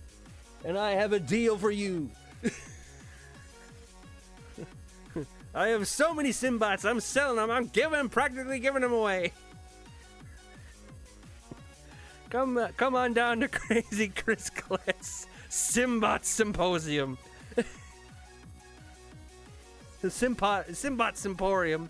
Why is it called Symporium? Because I'm crazy. At the Westminster Mall, of course, we landed at the Westminster. Oh no! I just got a pang. I just got sad. The Westminster Mall is like dead now. Like they closed. Oh, I have been seeing either Chris has been sending me TikToks of a dead Westminster Mall, or I have been seeing them on my feed. Man, I've been seeing them and like, I don't know, it's just like, oh man, that's the place we used to hang out all the time. Now it's just gone. God, I'm gonna be like that old woman when I return to. I'm just thinking of myself as that old woman with like in the cars, like, oh, there used to be a gas station. You remember the gas station, Gladys? Oh, the gas station was so good. I used to get a hot dog there for $0.25, you know. And now I'm like, you all remember the Westminster Mall? Oh, the Westminster Mall was so good. It had Wetzel's pretzels, Auntie Anne's pretzels, GameStop, Small Wonders, Book Off. Oh, it was so good.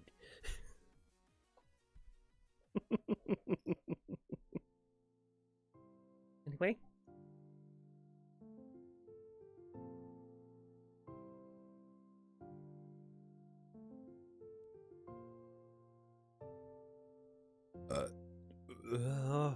Sorry.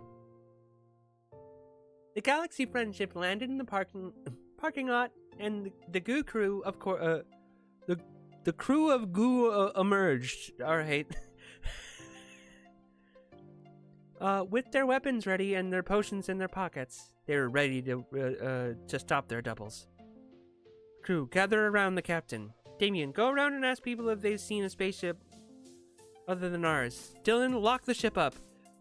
The goopy crew. My God. Devin and Nick, you make a perimeter around the mall. Mitchell, go and try to get everyone out. You may need to use this as a base. Adrian, I need you to... Damien, why are you still here? I tried the mall entrance to ask some people like you told me, but some guy told me I couldn't come closer. Damien said. Oh yeah? Preston replied. Him and what army? The U.S. Army? Damien said, then proceeded to point to a small platoon of soldiers and tanks aimed right at the crew. Damn, that's a good army. Or sorry, dang, that's a good army. From the platoon, a tall military man approached them. He was dressed in all green, sporting his medals, and wearing dark black sunglasses. I'm General Jameson of the U.S. Army. State your names.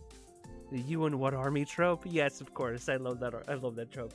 You and what? You? Oh yeah, you and what army? This army.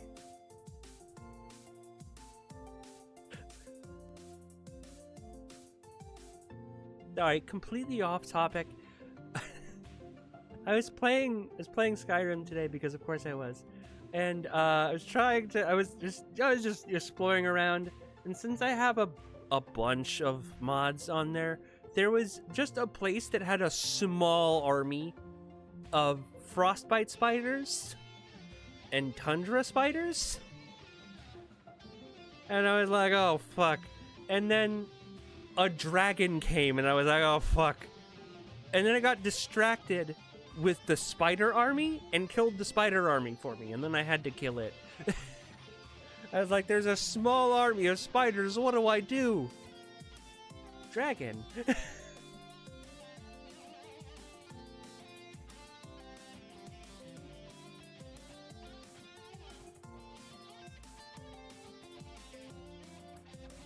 Say your names and ranks. I don't have time to name all of us and figure out what we do on the ship. We have to go find our opposites before they call any trouble. My opposite alone is already providing negative German stereotypes. Dylan began to sing towards Nick. Oh my god. Haben Sie gehört der Dadios der Band? I'm assuming that is the German national anthem and or the Nazi national anthem. Your favorite thing, Army of Spiders. Uh-huh. See what I mean? Do you have anything to do with that spacecraft that landed in the middle school? General Jameson proceeded to ask. Sir, Devin said, I don't know. I know we don't look like it, but we're the only ones who can stop them. Stop who? That spaceship is carrying our evil doubles. If they're at a school, who knows what they'll do? Dylan said at the general. Well, look here, Freckles, Jameson responded. You're not going near that school. It's already enough trouble happening over there. Today is the day Huntington Beach High School and Marina High School are visiting. Why are they visiting a middle school? School population is so huge right now, so Freckles, you and your crew can all come with us, or we will fire upon you. Did he just threaten to kill teenagers? Devin asked. Does he think Dylan is the captain? Preston asked. Why am I Freckles? Dylan demanded. As the soldiers raised their weapons, Mitchell proceeded to gran his friend and put them in a bear hug. He then held his breath and stopped time. The crew proceeded to run past the soldiers and head towards the high school. Great, Chris said. We have our doubles, and now we have the military to deal with also. It can't get any worse, Mike proclaimed. It always can, said God.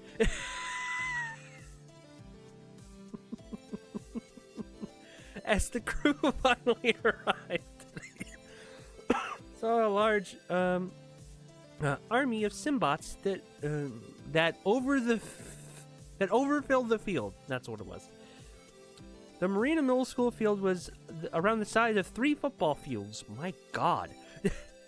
The crew had their work cut out for them. At the school, the agents of doom proceeded to blow up the buildings, gym, and lunchroom of the Marina Middle School.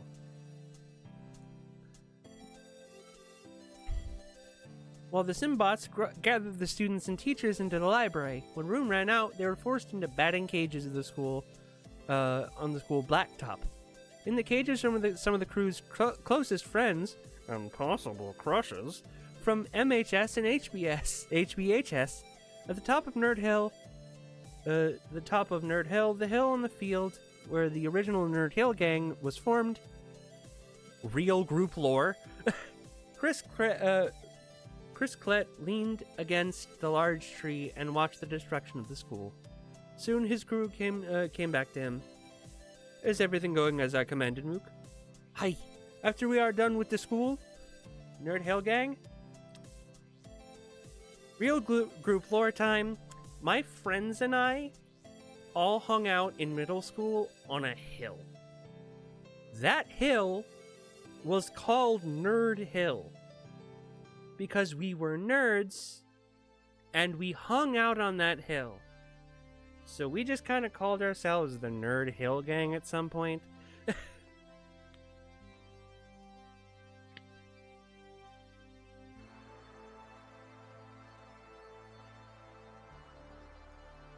Deep lore.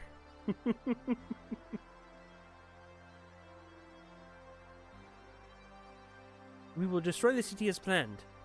Look at them, Mook. The Simbots, I return. How long you been back? I've been back for a while. We are at time, but we need to finish this. We need to finish at least this issue. Look at them, Mook. The Simbots are some of my most effective soldiers. They take my every command to do it without asking. Sometimes I contemplated firing all of you into space in a torpedo. Then I realized I'd love to watch you guys work and suffer for me. Thank you, I think, Mook responded. It's too thick to stop. Look at them, Captain. These Zimbots would make any Nazi jealous. Especially the large group right over there. As Sicknick pointed to the large group of Simbots, a large blast of energy appeared and destroyed them. The blast came from Adrian's sun gun, using her once-a-day fire weapon. The blast destroyed a large amount of Simbots, making a path for the GOOH crew for the crew to walk through. The Simbots did not attack the crew due to having not been told to by Chris. As the crew got to a large circular space that Adrian made, they looked upon Chris and his lackeys of doom. Preston, why did we get into a spot where we are literally surrounded by these things? Mitchell asked. Because it makes us look cool. Chris Collette, I give you a warning. Leave our dimension and prepare to be another name on our long list of fallen foes. I will say that the second only time you've ever killed anyone was the doubles. The first was the whole planet of Glucon.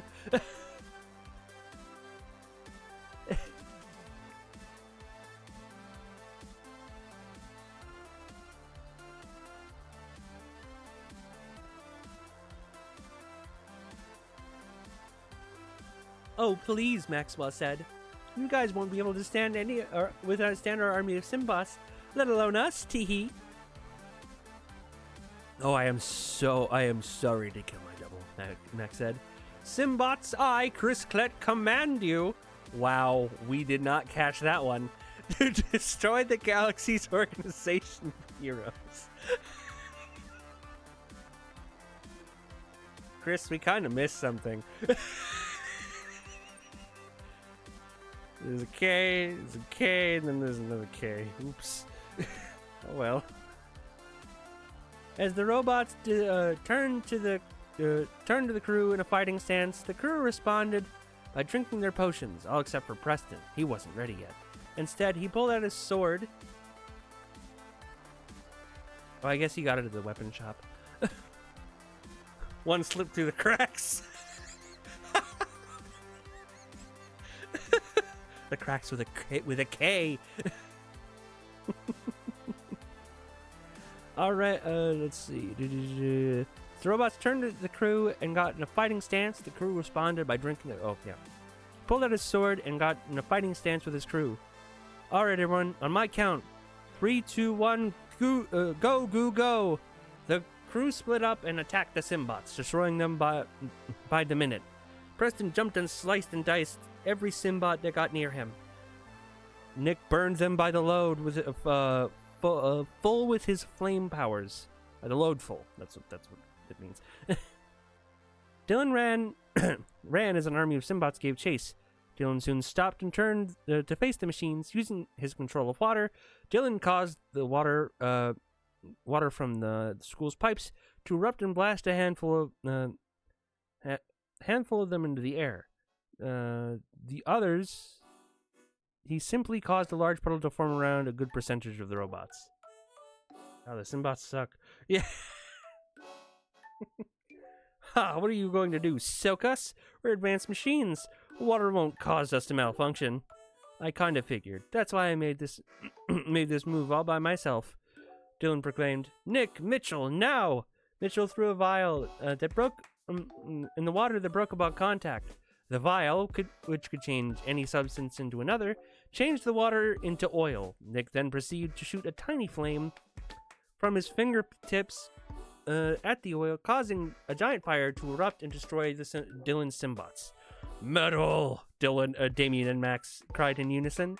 As they continued to destroy the robots, Max was pounding through them with metallic skin and superhuman strength, while Damien used his power of the Blue Dragon to swipe them and burn the soulless bots.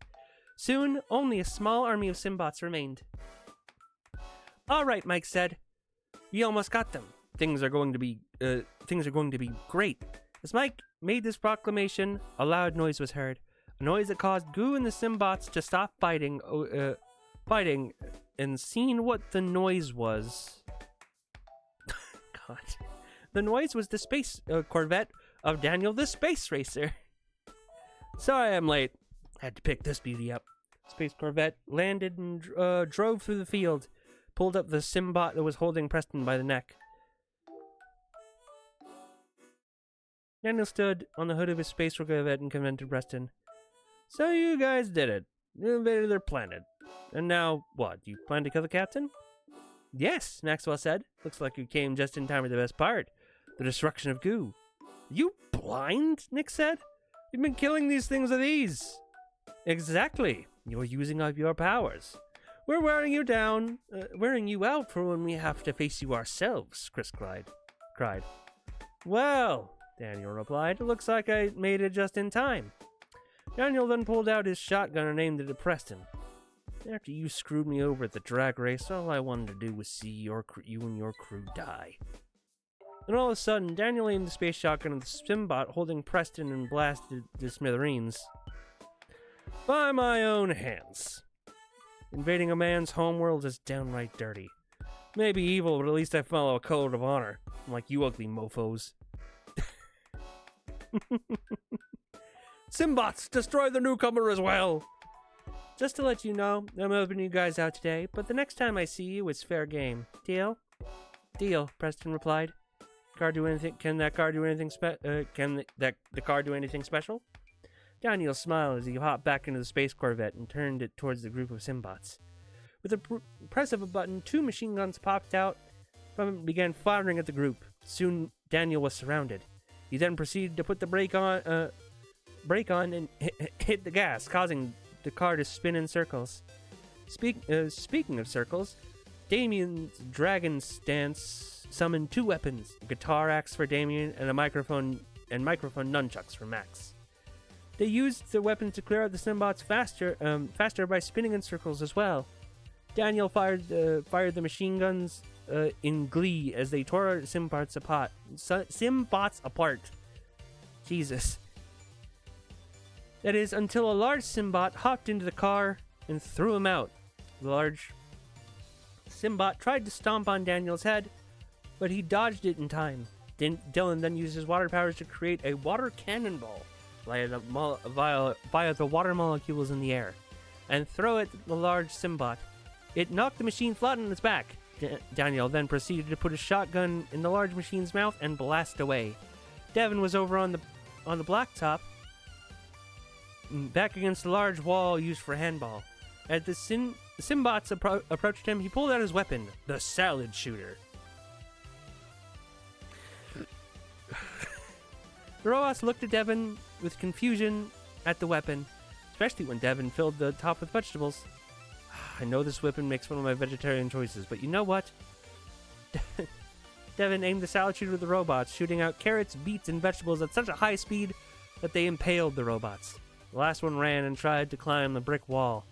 Dylan put a carrot in the salad shooter and aimed and fired at the fleeing robot. The carrot went through the machine's head and even through the wall. Just showed how badass vegans can be. Adrian, using her power of tangibility, phased through the remaining bots, pulling out their important components and shutting them down as F phased through them.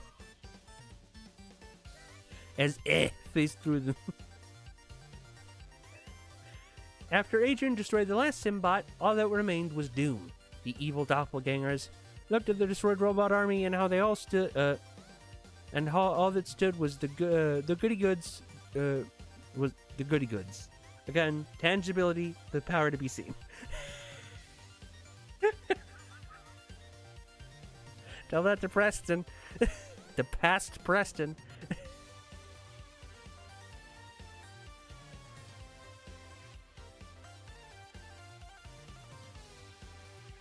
Sicknarf charged the group, only to be blasted by Daniel. Oh, you do not know how good that was for me, Daniel said to Preston. With Preston's double gone, all that remained was Sick Nick, Damashon, Hoodlum, Maxwell, Chris Klett, and Mook. Maxwell and Damashon clapped their hands in unison, summoning a group of evil ponies. Yeah, I think past Preston would question who the fuck I was. Oh. Hello, I am Yox. Stream promotion, promote your channel. Hell yeah.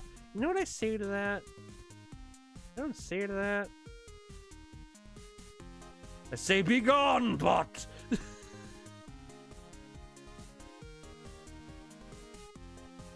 Anyway.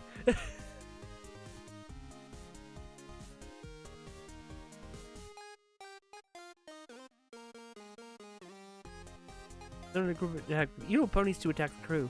As the crew fought the evil ponies, Nick snuck off to see if he could free the prisoners. As he approached the gates, he was kicked in the back by Nick. Sorry, but there won't be any survivors to tell this story. Dang it, stop with the German stereotypes! Nick then kicked Nick in the stomach. Okay, I hit you and you hit me. That makes us even, right?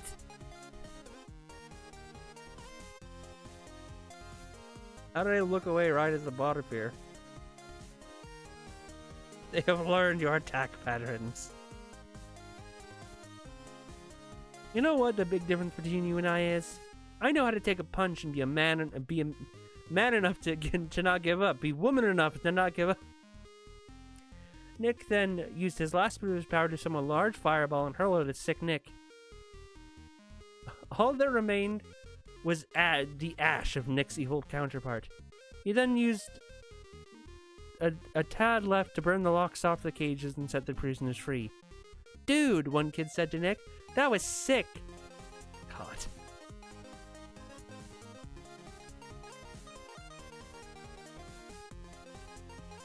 Back at the field, the evil ponies were defeated and everyone was having a little battle. Max and Damien fought their doubles head-on, while Dylan and Mike teamed up against Mook. Adrian fought Hoodlum with Devin's help, and Preston and Chris took the big captain himself, Chris. Devin fired a carrot at Hoodlum, but she deflected it with one of her spray cans. Fuck you, vegan freak. Ugh, language. Adrian said in response to what her double said. Oh, grow up, little girl, Hoodlum replied. I've learned that you can get things much easier if you don't care about the rules. Oh no, you didn't just spell rules with a Z, Adrian cried. She then grabbed the salad shooter from Devin and fired a radish at Hoodlum's ribs, knocking her down. She got out only to see an angry Adrian aiming at her. Look here, Hoodlum. It may be cooler to do what you do, but I refuse to do it. I am a strong, independent woman who has a lot of self-respect for herself. That's very redundant, and that's something both me and my friends value. As Adrian talked, Hoodlum backed away from her superior, only to trip on a tree leg and break her neck on a rock. Yeesh. Sorry you had to see that one, Adrian. Devin said. Hey, it's only fitting she died in an uncool way. Also, Devin, I will give you your weapon back, but please never say yeesh again. Dylan and Mike continued their fight against Mook, who carried some of the greatest weapons in anime. He used Space Dandy's laser gun, Afro Samurai's sword, and even Goku's extending stick.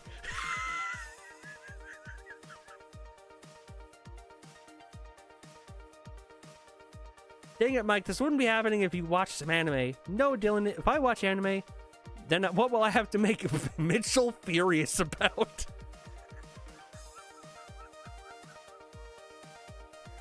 That's right, there was a bit of spite towards Mitchell in his not watching anime.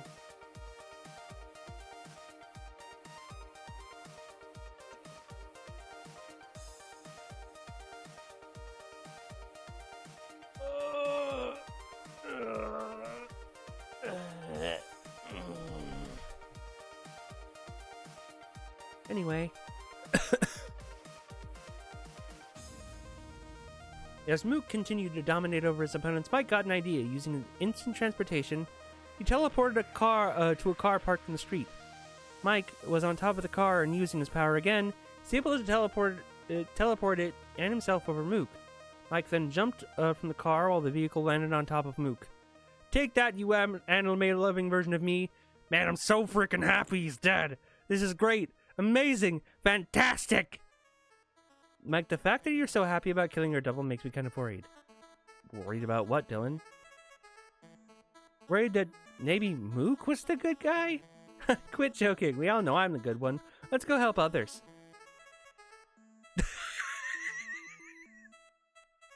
Not the animus and the mangoes. Atop of Nerd Hill, Chris Klett fought with the sword-wielding, full-headed hair version of Sicknarf and a stretchy good version of him. Chris combined his hands to make a wrecking ball and launched towards Chris. Oh, another one? Really? Be gone, bot!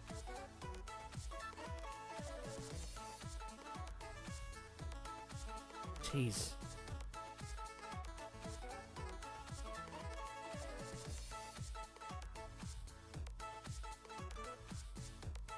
The ball was not very effective against the stronger, more superior Chris. Preston used his sword and swiped at the crazy captain until he actually cut off his shirt, what appeared to be a bandage. Again? After the bandage fell, Chris began to become shorter, chubbier, and weaker. Told you, Potter, they know. What? I don't understand. I thought he was my opposite. He was so strong. No, you idiot. Let me explain. When the Galaxy Defiler landed on Earth in my dimension, I found a secret safe hidden in the floor. In it, I found numerous weapons and gadgets, my favorite being the power patches. One patch alone makes you stronger than you could ever imagine. There are also rumors it could damage your mind, but hey, I don't care. As long as I get the power. As long as I get the might. As long as I make myself superior to others, then I don't care. I get it now, Chris realized. You're the weak one, and I'm the strong one. What? Preston and Chris said. You relied on some alien device to give you power before you, because you were too weak to do it yourself. You treat others like they're less so you can feel good.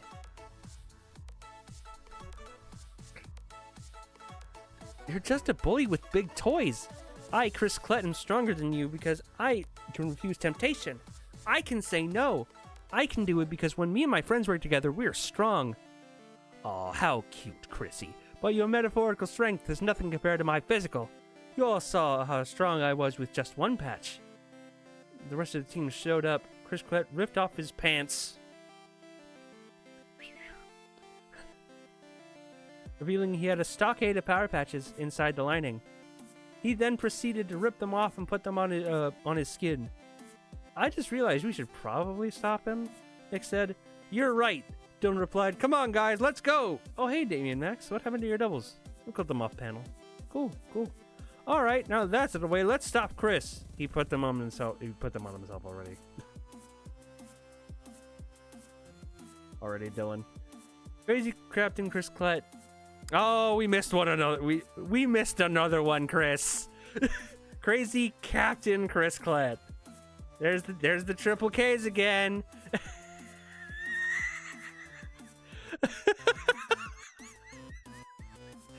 Damn it! How did we miss those?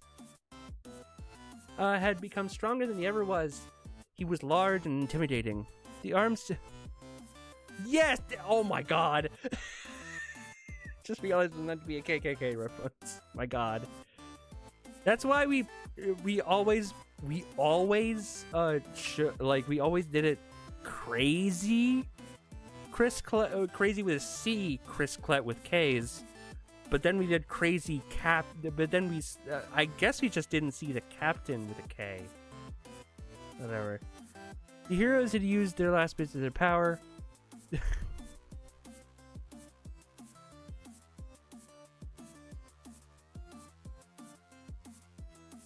heroes had used the last bits of their power, and it seemed like it was all was lost. Wait, Mitchell said. Preston still has his potion. Drink it. No, I don't know what it'll do to me. Shouldn't we give it to one of you guys? No, none of our powers can stop this amount of power. But maybe you can. We have to risk it to see where your power is. Please, just drink it. Realizing there were no other options, Preston drank his potion and waited to see what his power was. Whoa! I don't need a team to help me. First, I'll break all your legs, then destroy your world single-handedly. Once your planet is in ashes, then you may die.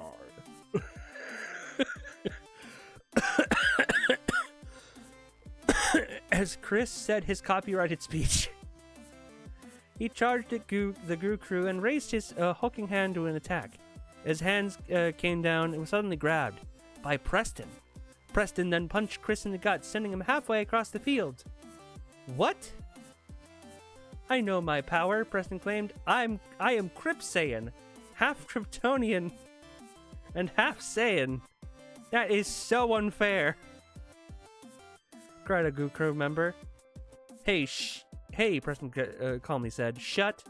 Chris jumped up and lunged at Preston, only to be knocked out, kicked and uppercutted. Kryp Saiyan? No.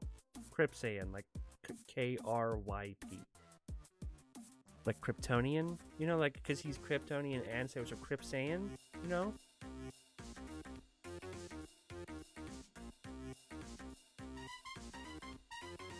Kicked and uppercutted. Yeah, I know you know. I was over explaining it because you did a dumb joke.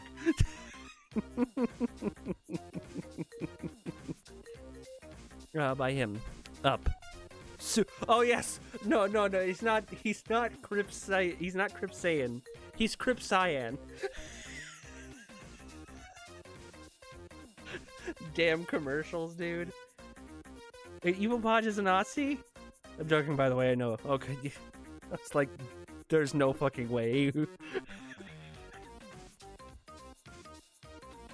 When Chris came back to the ground, he saw Preston holding his hands in the air. Chris then looked up to see a giant ball of energy forming. Realizing that Preston was planning to use that to destroy him, he got up and charged at the teen once more. Hey, ugly from a whole nother dimension! Chris turned to see Daniel charging his space corvette at him. Daniel honked his horn twice, causing a missile to fire at Chris. The missile exploded in Chris's face and distracted him a bit, giving Daniel enough time to ram his space corvette into Chris. I remember now in middle school, for some English assignment, I wrote about a Saiyajin. Well, in Japanese, it is Super Saiyajin.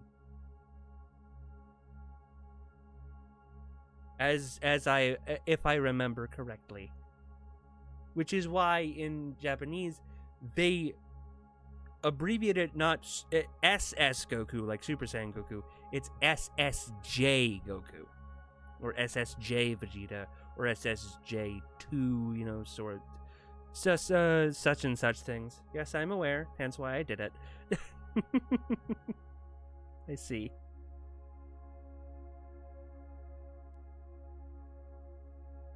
Chris tosses the vehicle like paper and sees a ball of energy gotten bigger. Chris weakly tried once more to stop Preston, only for his leg to be stuck in a white, sticky glob. Ew. Like it, Chris said to his counterpart, I learned a few things while in space. Like how to make these really nifty little glue mines. Don't worry, it'll wear in about an hour. But I don't think you have that much time. Guys, Preston said, everyone hold hands. Now someone touch my shoulder. Do this, and I should have more than enough energy to finish this creep off for good. The crews did what he said, giving Preston more than enough energy.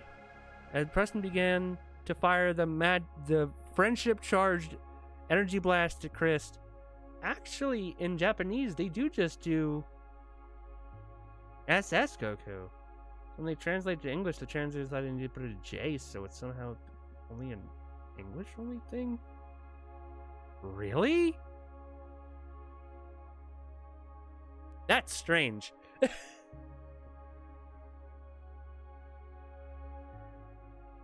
His hair turned gold and began to flow majestically. I don't understand. I fought pirates, mercenaries, bounty hunters. They all fell. How is it that a bunch of teens were able to beat me? Because, Chris, Preston answered. We're best friends. We may meet many people in the future, make acquaintances and other friends, but we will always be best friends. Ugh.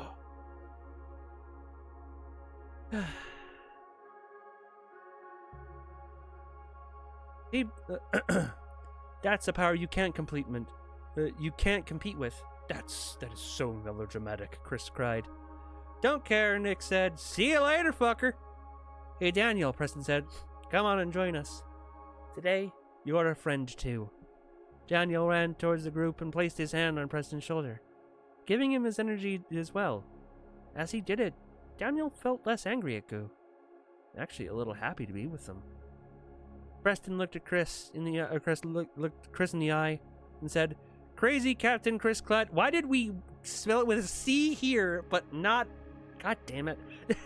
London's calling!" And then threw the ball of energy at him, causing a mighty explosion of good energy. The light and dust settled. All that remained was Chris's shirt, a black shirt with the word Doom embroidered in red. The shirt was torn, but it would make a great trophy for them. London's calling? What was that? Dylan asked. It can be a thing we say before we defeat the bad guy. Yeah, I just said what was on my mind, Preston answered. A crowd of people gathered around the crew, taking pictures and videotaping them. But only one question stood out. Who are you? Preston stepped forward, placed a fist over his heart, and told everyone his creed. What I just realized, Spirit Bomb. That's exactly what it was, yes. Though we bicker and fight, we still have might. Though we kid and joke, we can stop any bloke. Many believe us to be zeros, but we have proven to be heroes. We are the galaxy's organization of heroes. We are GOOH, here to protect you. The crowd cheered at the hero's bravery until General Jameson stopped him with his army. All right, kids, fun time is over. You need to answer some questions for us. So, guys, guess what? I'm still Crip Saiyan, so I can do this. Preston, using a combination of Goku's speed and Superman's strength, brought all of his friends to the Galaxy Friendship in a second flat. The ship took off and went back into outer space, leaving behind a very confused army and planet. As for Daniel, he clicked his heels together, and his space motorcycle came by to pick him up and take him back home. Clicked his heels together. They're going to be asking questions, you know. Yes, Nick said, but like the Avengers, the Earth is in trouble. We'll go and save it once more. Plus, Preston's power is going to make the gig easier. I won't... Dorothy? Yeah. Yes, Nick said. Oh, well, I wouldn't count on it, Mitchell said. Preston is exerting a large amount of power for his body to be ready for another potion. It'll take at least another couple of months. Plus, we don't know when an emergency like Chris will happen. So, when he does get his power, it's probably best for him to save it in case of emergency. Thanks for the exposition, Mitchell. President replied, Guys, we just saved Earth. I think we proved that we are heroes and we're ready to help other planets. So come on, guys, it's a big galaxy. Who's ready to go organize it? We are, the crew cried. Mr. Cardona, take us back on course. Before all this had happened. Yes, Captain. Do you think I may take the lead on the next adventure? We'll see, Dylan. We'll see. I don't like the way you said that, Preston. Do I get the main character next adventure or not? Hey, Dylan, I grabbed this off of Dylan's corpse and I thought you might like it. Preston gave Dylan the weapon from the Starship Troopers, which was actually a documentary in film in Chris's dimension, for him to keep. Dylan was so happy. He didn't talk the rest of the way, and everyone was happy. So Preston gave him that gun because in real life, Dylan complained that he didn't like the weapon he was given. So he was like, fine. What weapon would you have liked, Dylan? He's like, well, I want the insert model gun name here from Starship Troopers. So he was just like, yeah, sure, here you go. That's it. We did it. The double issue is over. Now, Preston can get back to the single issue stories, such as GOOH versus Kung Fu. Check in next time, or Facebook messaging, for the next issue of GOOH. So, we still have a whole bunch to go through. But, we're 30 minutes over time. So we'll have to wait until the next time. I don't know when the next time will be. But, I'll be sure to let you guys know, and I'll be sure to let everyone on the chat, everyone on the messenger know, just in case anyone from the real friend group that inspired GOOH is still here. Good stream, Sarah. Glad we both made it to the end. Yeah, so I will let you guys know if and when we continue this, so that maybe more people can be here. Maybe we can all enter in a call and have fun reading all the issues together. I think that'd be fun. A nice 12th anniversary celebration. Anyway, thank all of you guys for coming out. It really means a lot to me that you guys sat here and listened to me tell a story for fucking 4 hours, 4 hours 30. And let alone a story about me and my friends, written by a friend of ours, inspired by our friend group. It really means a lot, and it just keeps getting better and funnier and weirder and stupider from here. So if we do continue it, look forward to that. But the next time you guys are going to be hearing from me is Thursday, since today we moved the whatever day to today, and honestly I don't want to stream tomorrow because I've already been streaming for 3 days in a row. Streaming for 4 days in a row would not be good for me. So Thursday is the next time you guys are going to be hearing from me. We're going to be doing, of course, more Super Mario Galaxy. And then Saturday, we'll be back with more Great Ace Attorney. And then Sunday, if we're not done with Super Mario Galaxy by that point, will be more Super Mario Galaxy. If not, if we are done with Super Mario Galaxy, we'll be doing the next game in this I want in the schedule. But until I see you guys on Thursday, I hope you're all having a wonderful night/day wherever that you live.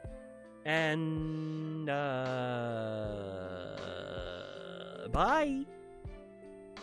We are so glad you came. Bye-bye. Bye-bye. Bye-bye. Bye-bye now. Bye. Bye-bye. Remember, please discard all candy wrappers and popcorn containers in the nearest trash receptacle.